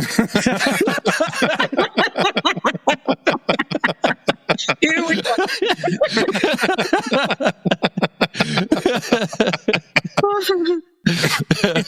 Okay, BB. I think it's Michael's daddy's sister. You're right. Because Joe Jackson's sister. Yeah, Joe Jackson's sister. Okay, yeah. PB, you got to lay it on us. Who is it? So, also known as the Queen of Gospel Music, with 11 Grammys, 15 Dove Awards, 14 Stellar Awards, it is Shirley Caesar. Oh, that's right. Oh, so we had it right early. They're not going to take away my award on it. Wait. So why? So why the two? Because 11 Shirley Grammys Caesar, is crazy. No, but what did she get it? But why did she get it twice? She was first. You have to ask them. She was first. She was first inducted in 2000, and then again in 2017. So, who's the only African American man that was inducted more than once? BB. So you're going BB. You're staying on the Winans. You're going BB because he's BB and he's part of the Winans. I'm going to go Daryl Cooley. Well, I was going to say Kirk Franklin. Kirk Franklin's a good guess too. Now you're talking. Yeah. Oh, nice. So it's Kirk Franklin, and then when he said now you're talking. Who is it, PB? Well, it's somebody that had a gospel show that was the longest running show on BET. Bobby Jones. Bobby Jones. Of course, it's Bobby Jones. Bobby Jones. Shout out to Dr. Bobby Jones was inducted in 2008 and again in 2014. Absolutely. Okay, so Tia, you need to know that my mother sang with Bobby Jones in the 70s. Are you serious? Yes. What's her name? Gwendolyn, Barkley, but maiden name Moore. Yeah. Okay. Shout out to all the Moores out there. She was a Barkley at that time. Yeah, that's right. Wow. Gwendolyn Barkley, and my oldest sister Angie was, I think, the youngest singer in the choir. She was 5 years old? The youngest in the mass choir of Love Train, which was Bobby Jones' mass choir that he had in Nashville before he made it big time. Yeah, had the show on TV. So it was a nonprofit organization called Project Help, and they took the choir around all over the South and raised love offerings to give money to the poor and the elderly for electric bills and food and things like that. That's a little on the nose, isn't it, PB? Project Help. Hey, don't you gotta have? They needed Tia to come in and have like a more creative title, more inspiring. Say what it is. People need to know what they're getting. Exactly. You're getting help. That's right. Wow. The love offerings. That's great. That's how he got started. How about Project Love, Nick? Oh, that could be too many things. You're right. Could be too many things. Exactly. Yeah. Shout out to Bobby Jones. He's still hanging in there too, right, PB? Yeah. Yep. We saw him last year. Yep. That's right. We did see him last year at the African American Music Museum that we were talking about earlier. I think off camera. Yeah, he was. You're right. I totally forgot he was there. That is right. He was there, looking good, looking sharp as usual. September. His birthday is in September, so we always talk during that time. Same as my birthday. Oh, it's great. September 18th. Yeah. Hey, I'm still Papa Bear gift. No, I'm still mad about the BBCC thing, so I might have to petition, do whatever I got to do. Well, let's hurry up and get them inducted again. Yeah. Let's get them inducted again, Tia. You got to get on it. Come on. The Papa Bear, that is definitely a thing we should know. That's right. It's a thing Tia should know. So it's a thing. Let it be. I know all of them too. That's horrible. Listen, Tia, your next dinner party. You know.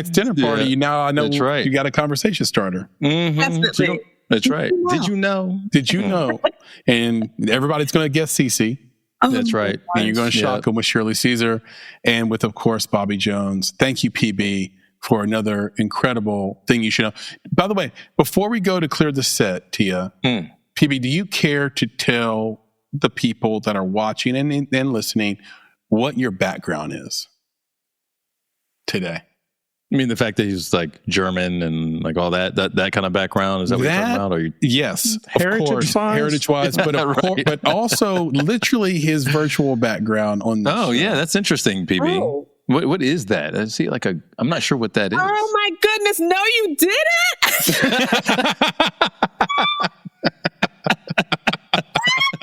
You guys, okay, wait, this is getting really bizarre. Isn't that your brunch table from Dubai in 2015?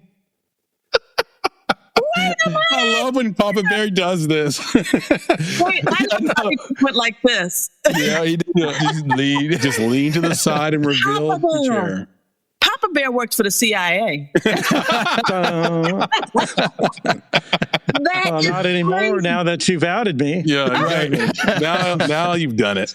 Now well done, PB. Yes, that's when I went to Dubai in 2015 with a friend, and she's brilliant. She's one of my best friends, and she's also a producer, and she just showed us such a great time. I mean, they're really big into obviously brunching and tea, and everything is over the top and exquisite. And yeah, that was a wonderful meal too. Oh my gosh, make me hungry. Some memories right there.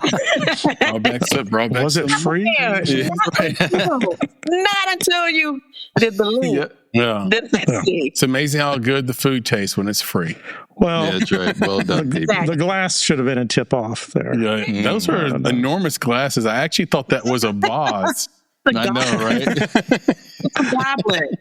Those are goblets. That's like from Chitty Chitty Bang Bang. Yeah. Wait, what was the name of that movie?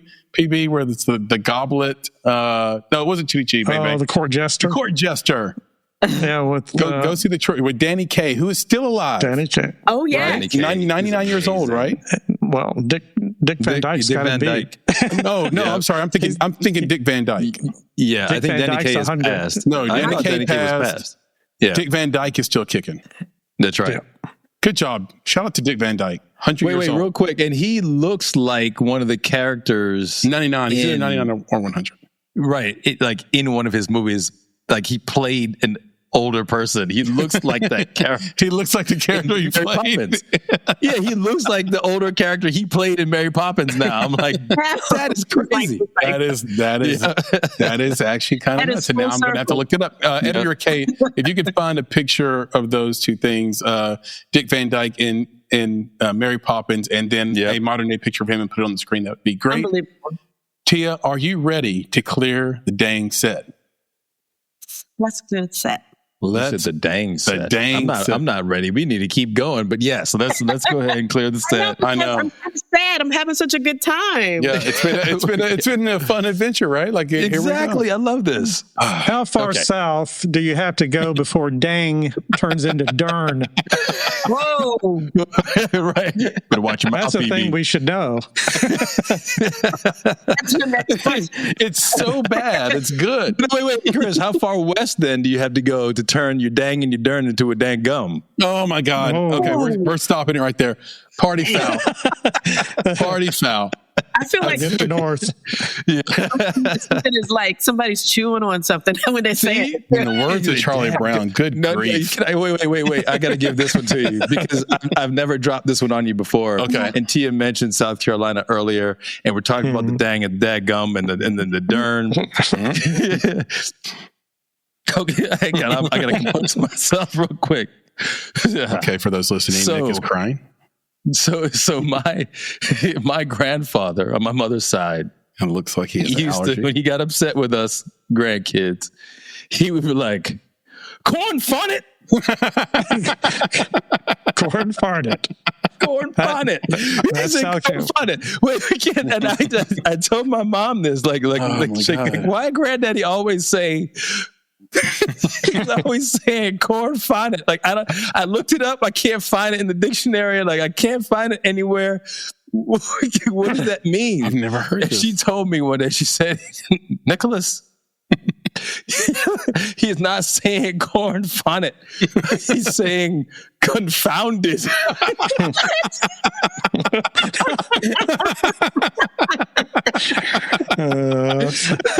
Oh my gosh. Oh man. This got to be the most South Carolina thing I've ever heard in my life. Confounded. I'm gonna run it. Sounds like Foghorn Leghorn would say that. Shout out to Grandpa. Yeah, I'm crying. I got tears in my eyes right now. So for those listening, Nick is crying. He is sweating. I'm literally tearing up. He's tearing up. I see why you had to compose yourself. Yeah, man. I composed myself for so many reasons. That reminded me.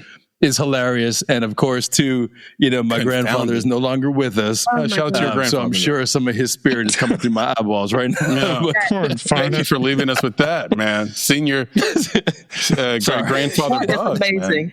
From South Carolina, he's on my mama's side. So okay. Oh, not the Bugs side. Got it. Okay. Yep. So anyway, South Carolina. let's stand up. Clear the set. Move that from the Bugs. Yeah, we're gonna. We're gonna. It reminds me, PB. I had a friend, a colleague, who couldn't say impetus.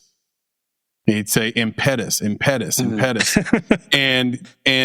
you couldn't correct him because he was at the time my superior at work. So you just had to be like, how am I going to say this to him? How am I going to say it to him? Hold your face. Because he's been saying it for so long. Wrong. He could have been British. No, he wasn't. He was Southern. Aluminium. Aluminium. Exactly. Yep. I wish you were British. I wish you were British. Shout out to you, sir. You know who you are. All right. I'm not going to dox the people who wish not to be doxed, Nick. Okay. Come on now. Let's clear it. Tia, what are your top 3 films? Oh, come on. What's the setup? No, here's the thing. Tia, how about this? Just name the first 3 that come to your head. Yeah. There you go. Okay. Just do it. Okay. Apocalypse Now. Ooh. Mm-hmm. Cry Freedom. Okay. I'm writing these down. Cooley High. Ooh. Yeah. Apocalypse Now, I know that's extremely heavy, but I had a cousin, and when I was younger, I always knew he was different. He didn't sit at the table. He was very removed, and I always heard that he was the playboy, and before the war. I always heard that. And when I saw that movie, it made me see him and the atrocities of war. Oh, wow. And if you've seen Apocalypse Now, you know that it's a sensory overload. Yeah. It's beautifully shot. It's vast. It's big. It's, sound. I think they won like the Oscar for sound and editing. I mean, it was insane that how they took you into the physical jungle, but it took you into the darkest part of a character. Yeah. You have Captain Willard that's trying to find, Kurtz and get him back, that he's gone rogue. And that whole journey of him in pursuit of him is really in pursuit of himself. So there's a lot of layers to that. But I just thought that, and I was really young, it helped explain someone that was very close to us and opened me up, unfortunately, to the atrocities of war. And then as a filmmaker, when I learned about, it was like 16 months to get it done when they were projected for like 6 months, and all of the monsoons, and there was a war going on, so they couldn't get helicopters up, and, Sheen having a heart attack on set. I mean, Coppola, putting his house up and almost having a nervous breakdown, and because I know what it takes to get it done, having that is like on 9,000, and they still got it done, and it's heralded as one of the best films ever, is a feat. So it makes me love it even more. And even that the actors, a lot of that was improv. Mm-hmm. Brilliant. You see a young Harrison Ford and a young Lawrence Fishburne, just improv and, given a shot to do that. So I love that. I love that movie. And say what you will about Coppola. That dude's willing to put up the ranch for his art. Literally. Yeah. He does it over and over and over again. Yep. Yeah. And Cry Freedom for me, again, it was the first awareness socially of apartheid. And I'll never forget leaving out of Wheaton Plaza. Wheaton Plaza movie theater in tears, screaming, "Something has to change!" And my mother like, "Come here, you little 8-year-old." Yep. Like, what are you doing? And I just hearing about apartheid and what they were going through at the time, and it was still going on then, was horrible. And feeling some of those microaggressions, even in my own country, the levels of how we assume things and how things are stripped from certain people and who gets to do what. I saw a similarity and a parallel that I was living at the time, and the necessary activism of a Stephen Biko and the human connection that he had with like Donald Wood, the author, who had to escape South Africa to get the book out. You know what I mean? There was a lot of different things and complexities of their relationship with the front and backdrop of apartheid. Changed my life. And that's honestly when I was like, I want to make movies like that, because I was hella angry. And I was hurt. And I literally burned, I almost got knocked out. My mom almost knocked me out. I burned my Reeboks, yo. I burned my Reeboks because I found out that Reebok was a part of, they were in South Africa. So that really was the beginning of my social awareness, and how that just stirred me up. And I was like, I'm going to do work like that. I'm going to change people. I'm going to make them think. I'm going to show, the rights and the wrongs of it all. And then Cooley High, coming of age. Yeah, right. It was definitely before my time, but I remember saying, I want to have house parties like that when I grow up. And, hearing some of the music and the soundtrack that my uncles were playing in the background with Motown, and having a crush on Cochise and Preach. Yeah. The character Preach, that even despite the environment of Cabrini Green and ghetto per se, I don't even say per se, the ghetto. The ghetto, yep. That these kids, in their senior year was just dealing with, unfortunately, some of the same things we're dealing with today, the assumptions, the pulling over the cops, and the madness, but still having dreams. Yeah. And showing how some of the kids, if they didn't get out of the neighborhood, unfortunately, their choices carved out their future. But for Preach at the end, always said he wanted to be a Hollywood writer, and I don't know if you've seen it, but at the very end, at the very end, they're burying Coach Sheese, and he's pouring out a little liquor on him and giving his incredible expository monologue. Woo! And you got it so hard to say goodbye to yesterday. Back, I'm balling. And that's what I was just gonna say. I was like, listen, you talk about Cooley High. What was the name of Boyz II Men's first album? Cooley High Harmony. Cooley High Harmony. There it is. You know what I mean? And then the one that still gives me chills after he gives his salute to his partner, starts running, I'll be there. You know what I mean? Like, so you know what I mean? Like, that's insane. And, then they have the flash of the credits, and it shows that he actually did make it as a Hollywood writer. So, I mean, it was seminal to see that kind of representation. It wasn't my lens of the 80s, but it was still classic. It was still resonance in it because it showed the coming of age, that you had hopes and aspirations, and you had your peoples with you, and you were having a good time. So one of the most unique lists we've gotten. I'm mad though because I don't have Cooley High Harmony. Like I have Cooley High. I have New Jack City. I've got Boys in the Hood. Like I've got all these other movies. And but I'm talking about because I'm a guy who that gets DVDs and Blu-rays. Yeah, he physically owns them. Yeah. So that's what I'm saying. Like guilty as charged. I have to have it. So now I'm like, I don't have that. Yeah, I got South Central, like all these things that I got the Criterion collection, Men's to Society. Yeah, that's what I'm saying. Like these are the things that you have to have. You don't stream. Don't expect someone else to provide it to you. You got to own that. Yeah. And now I'm just like, dag nabbit. See, just add dag nabbit, corn, funnet, corn shuffle. You gotta get it. I gotta get it. Cooley High is on my list. I'm gonna get that. That's Looney Tunes. There it is. All right, Tia. Name the film you're embarrassed to admit you haven't seen. So here's the situation, because some people ask me to clarify this. It's like you're in a group setting. It's a bunch of people in industry. Everybody's seen the movie, and you're tempted to just say, "Yeah, me too," even though you haven't seen it. Yeah. What's the movie you're embarrassed to say you haven't seen? That's for you. That's your confession. Oh my gosh! No, you gotta say what it is. Okay, what it is Rear Window. Oh. Wait. Have you seen any derivatives of that movie? Like, have you seen the remakes that they've done over time? No, I haven't seen Rear Window. So, and I'm like, clutching the pearl. Please don't ask me if I've seen it. I've seen a lot of international films, but I have not stopped. I haven't seen that one.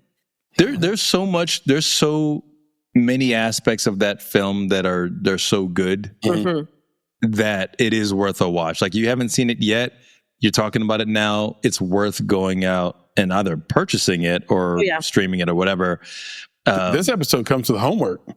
Yeah, man. For real. Cooley High. You've got to go get Cooley High. You've got to watch Rear Window. You got to watch we should always be learning. Who's attained? 100%. The person who says they've attained, you need to run. Yeah. We have to be growing at all stages and all ages, period. Oh, was that a bar? It was. Yeah. That was a bar and a half, I think. Okay, so my album is coming out next week. You need to come. Very good. I couldn't even get that out of laughing. You're on your promotional tour right now. Yeah, this is it. This is the first. Yeah. Come with. Yeah. We know why you're in the Hall of Fame. Yeah, that's right. I'm glad to be first. Papa Bear. Equally tricky here, Tia. Okay, Chris, go ahead. Equally tricky, Tia. Drop it.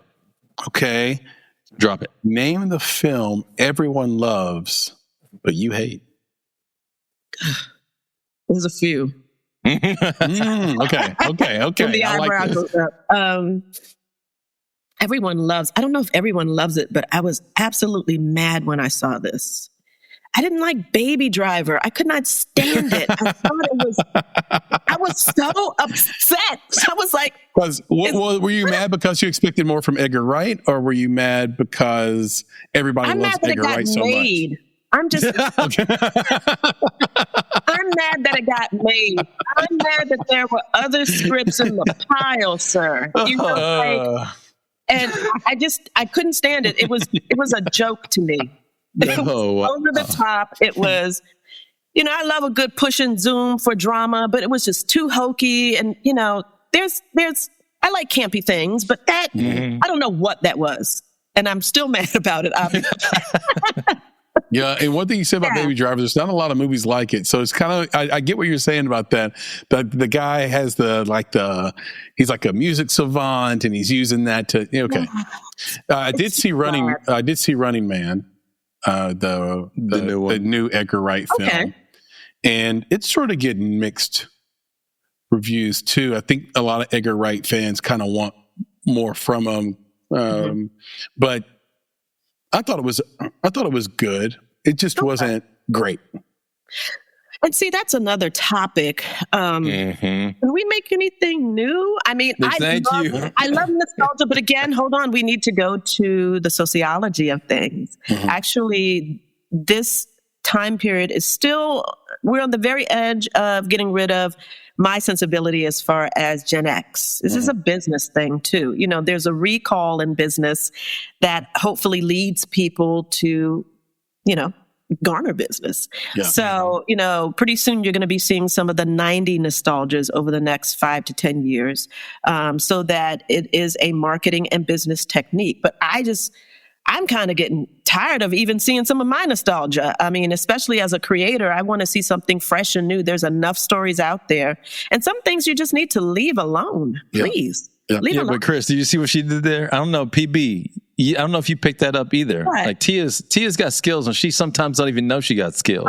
Because we're talking about Running Man, and they rebooted that, and and remember, Running Man is a Schwarzenegger movie, and then she said there's a recall. It's a total recall. Total recall. Yeah. It's a total. Well done again, sir. That girl is good. That girl good. That girl good. Yeah, good and terrible. Yeah, good and terrible. Again, quoting Nick's all-time favorite movie, Coming to America. That's right. That's right. That's how and why we get along so well. That's right. Exactly. I thought it was a trash. You ain't never met Martin Luther King. That's right. I met Martin Luther King. No, you did not. Sorry, I can't stop. Taste the soup. Listen, I was in a bridal party and we were waiting to get announced at the party after. Right? And someone says one Coming to America line, and we're all like getting into it and trying to outplay each other, calling us to get escorted into what. It was crazy. I mean, because there's so many quotable. lines. It's so quotable. Listen. To this day, if there's an aha moment, I'm the one going. It's Heir. I will call it Jake. That's right. We can't do this. We'll be here that perfectly. You do that perfectly, by the way. I did grow up in a Jewish neighborhood. Freaking on. Eddie Doc is brilliant too. By the way. I just heard. I haven't seen it. Yeah, everybody's telling me. They're telling me to go watch it. I'll watch it. I'm on it too. I got to watch that. I got to watch Age of Disclosure too. You've seen it, Papa? No, I haven't, but it's on my list. It's good. All right. We got more homework. All right, Tia. Favorite cheat day meal? I'm sorry. Favorite cheat day meal? Cheat day. That's every day for me. I love pizza. Ooh, what kind of pizza? Margarita. I've cut out a lot of meat. So it's all margarita, veggie for me. Are you doing thin crust or deep dish, by the way? No, deep dish. No. No. I'm doing kind of like a thin crust or a regular like New York style, fold them up. Big giant slice, fold it in your hand. The jumbos are nice, but I'd like a regular pie. So there you go. Yeah. I like it. I got some Lou Malnati's in the oven right outside this studio. About that. That's Litos. Yeah. No, Litos. Litos. Yes. Come on now. Come back to the DMV. Just with the gulp. And crabs too. So. No, okay. Blue crabs. Come on. Yep. There's no blue crabs. No. Yeah. Nah. This show is known for leaving everyone hungry. Yeah, I'm by the end. They start talking about this, and then it becomes you keep asking that question. What do you expect? What do I expect? Tia, there are some things that Black people just don't do. It's just sort of universally understood. It's a stereotype, but it's one of those things that it becomes a stereotype because it's mostly true. So I'm just wondering, what is the number one rule of cage diving with sharks? You guys, all of you are CIA. All of you. Oh, wow. Yeah, and I'm told that. They're like, oh, where are you from? Right. No. Where are you from at? You know what it is? It goes back to another film, and I know you're going to know it. Jaws. Yeah.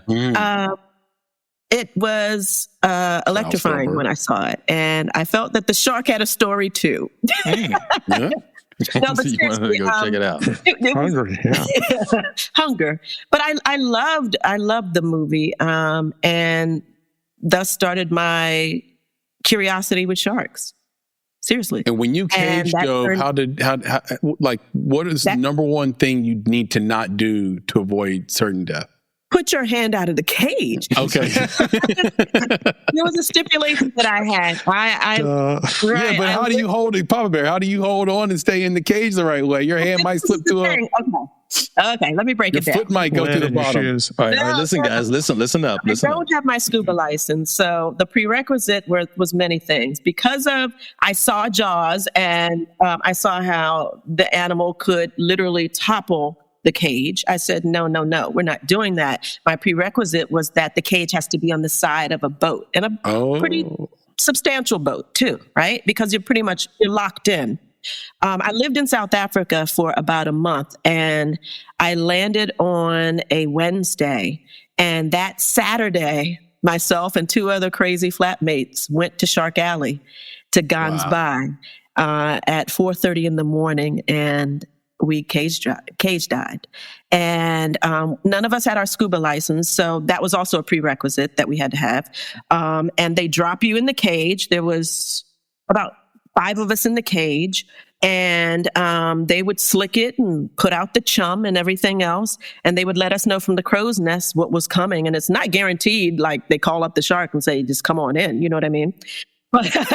But they could say, hey, you have some bronzies coming in, you have all type of animals coming towards the cage, and you would hold your breath, and there were these like highlighter yellow handlebars, and you would hold on, and you would watch what comes in front of you.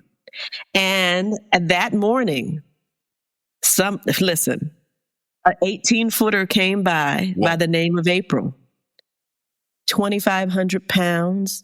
And I have never been so scared and exhilarated in my life. Her head was the size of the front of a car. And that was with her mouth closed. Okay. Not open. Yeah. And it was the longest, probably 5 seconds of my life. It seems like she was in slow motion. And the distance between us was the cage, obviously, and maybe about 4 feet. To see the huge animal. Just go right on by. See that? See what I'm doing right now? Yep. So right now for those listening. That's what she did. To answer your question, what you don't do is put your hand out, but you stand in awe and you take in the moment. I feel like people will be tempted to just like rub the side of the belly of the shark as it swims by, just to feel that shark fin. Maybe they were, but I was snapped on. Exactly. I was just like, it's stunning. It's beautiful. And it was actually very peaceful. Right. Very peaceful. Shout out to cage diving. Mine is very silent. And very humbling. Shout out to cage diving, and shout out to you, Tia. You have officially cleared the set. Hey, it was amazing. Well done. Yep. And I love it. We end every episode this way, but this is a special one. You may or may not know this, Tia, but not only you're a great gift to this show, but you are our holiday Christmas present to the audience, because this will air right at the holiday season, either right at Christmas or day after. Great. And you also are the last guest of the year that will publish in this calendar year. So And wait. And Tia, just so you know, that was no accident. No accident. Okay. No accident. No accident. And so bring us home after a year's worth of amazing guests and a year's worth of amazing conversations. We ended on one of the truly most fun and amazing conversations we've had all year. And I'd love for you to cap this whole year off, Tia, with what is making it to you. We'd love to hear that. Final one of the year. Oh, no pressure, huh? Not at all. What does it mean to make set her it? up like that? Yeah. What does it mean to make it? Mm-hmm. I'm honored, first and foremost. Like you said, there aren't any mistakes, so I don't take it for granted.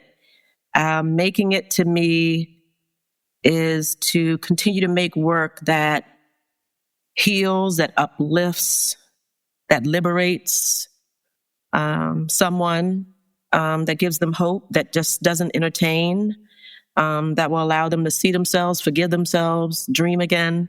That's the work that I'm committed to.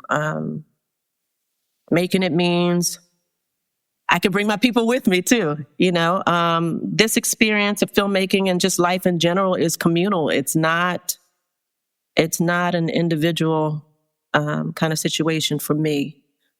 So being able to bring my people with me, those people that I've done incredible work with and those that I'll do in the future, that's success for me. And making it is just continue to tell stories that I feel that I was called to do and to contribute to the filmmaking aspect of legacy art, because that's truly, truly what it is to me, that my work would outlive myself, that it's bigger than me, that, again, it transforms, it changes lives, that there's a sense of integrity and freedom that you feel out of it, and a sense of ownership that you have in these stories. So I don't take any of that for granted. And that as a creator, that I'll have the autonomy to create the stories that I want, and continue to really build a global creative footprint. That's what making it is to me. Yeah. Here. That is fantastic. I love that. And a perfect answer to end this year and for the holiday season. Thank you to the audience. Thank you, Tia. All you guys make this podcast possible. Can you tell the people where they can find you on social media, on the internet, where they can see your work, where they can support you, all the things? Yeah. Okay, so our website is talentedsoul.com, and that's talented, TALENTED. Soul is spelled S as in Sam, O as in Oliver, L as in love, talentedsoul.com. And then on IG, you can find me at Ms. Tia Smith, MZ Tia Smith. Also, please follow the Heir film. That is, as I said, going through the film festival circuit. I'm on LinkedIn. I'm everywhere. And again, it's the Heir, H-E-I-R. That's right. H-E-I-R. Yeah. That's right. And you heard it first from Tia. Go do likewise. Follow her on social media at Ms. Tia Smith. That's MZ, not MS. And you can find her on her website at Talented Soul. Soul is SOL.com. So talentedsoul.com. And look out for her work. She has so much in store. We cannot wait to see what you do. And we will definitely be front row seat on your journey. If you want to reach out to us, that's really easy. We are everywhere as well at _Make It Podcast. You can find us on Instagram, TikTok, X, and Facebook. If you're on Facebook, you just search for the Make It Podcast and we'll come right up. As I mentioned at the top of the show on YouTube, make sure you subscribe and like. On Apple and Spotify and Amazon and iHeart and all these places, make sure that you rate and review 5 stars. That means a lot to us, helps with everything. So please don't forget to do it. It takes 10 seconds. So go do it right as this episode's over. And with that, I will hand it off to you, Nick. Happy holidays, sir. And I hope you have a wonderful holiday season. Everybody, actually, in the audience too, but certainly you, Nick, as well. Can you please leave us with the credo? Of course, this is a pleasure of mine at the end of every episode also to say thank you again to Tia A. Smith for, being with us today and providing her. And look, I've already talked about the insight, the advice, the recommendations, the Tia-isms. But one of the things that I want to let you guys know that I was prepared for when I came onto this, I was actually looking at my wardrobe. I was like, what do I wear when Tia A. Smith is going to be on this episode? And I said I had to make sure that I was as colorful as she is. Mm-hmm. And what I want you to understand is that Tia often dresses in a very colorful manner, but that's not what I'm talking about. What I'm talking about is that I wanted my outfit today in my red and my gold and my blue and in my red and my white and my background. I wanted to make sure that I matched Tia A. Smith's spirit on this podcast. So I want everyone to understand that this is intentional because Tia walks through life with intention. And that intention is to be a blessing to all of those with whom she encounters. So I appreciate you. I appreciate that. Thank you for being with us today. And with that, I have to say to our filmmaking friends, family, fans, and followers out there, be better, be creative, be engaged. And thank you for listening. Nick, Papa Bear, happy holidays. See you soon. Happy holidays, brother. You. Appreciate you. Tia, PB, talk to you soon. Thank you so much for having me. Yep. It's been awesome. Yeah, the pleasure's all ours. All right, everybody. Yep. Talk to you in 26. All right. Buddy. Peace.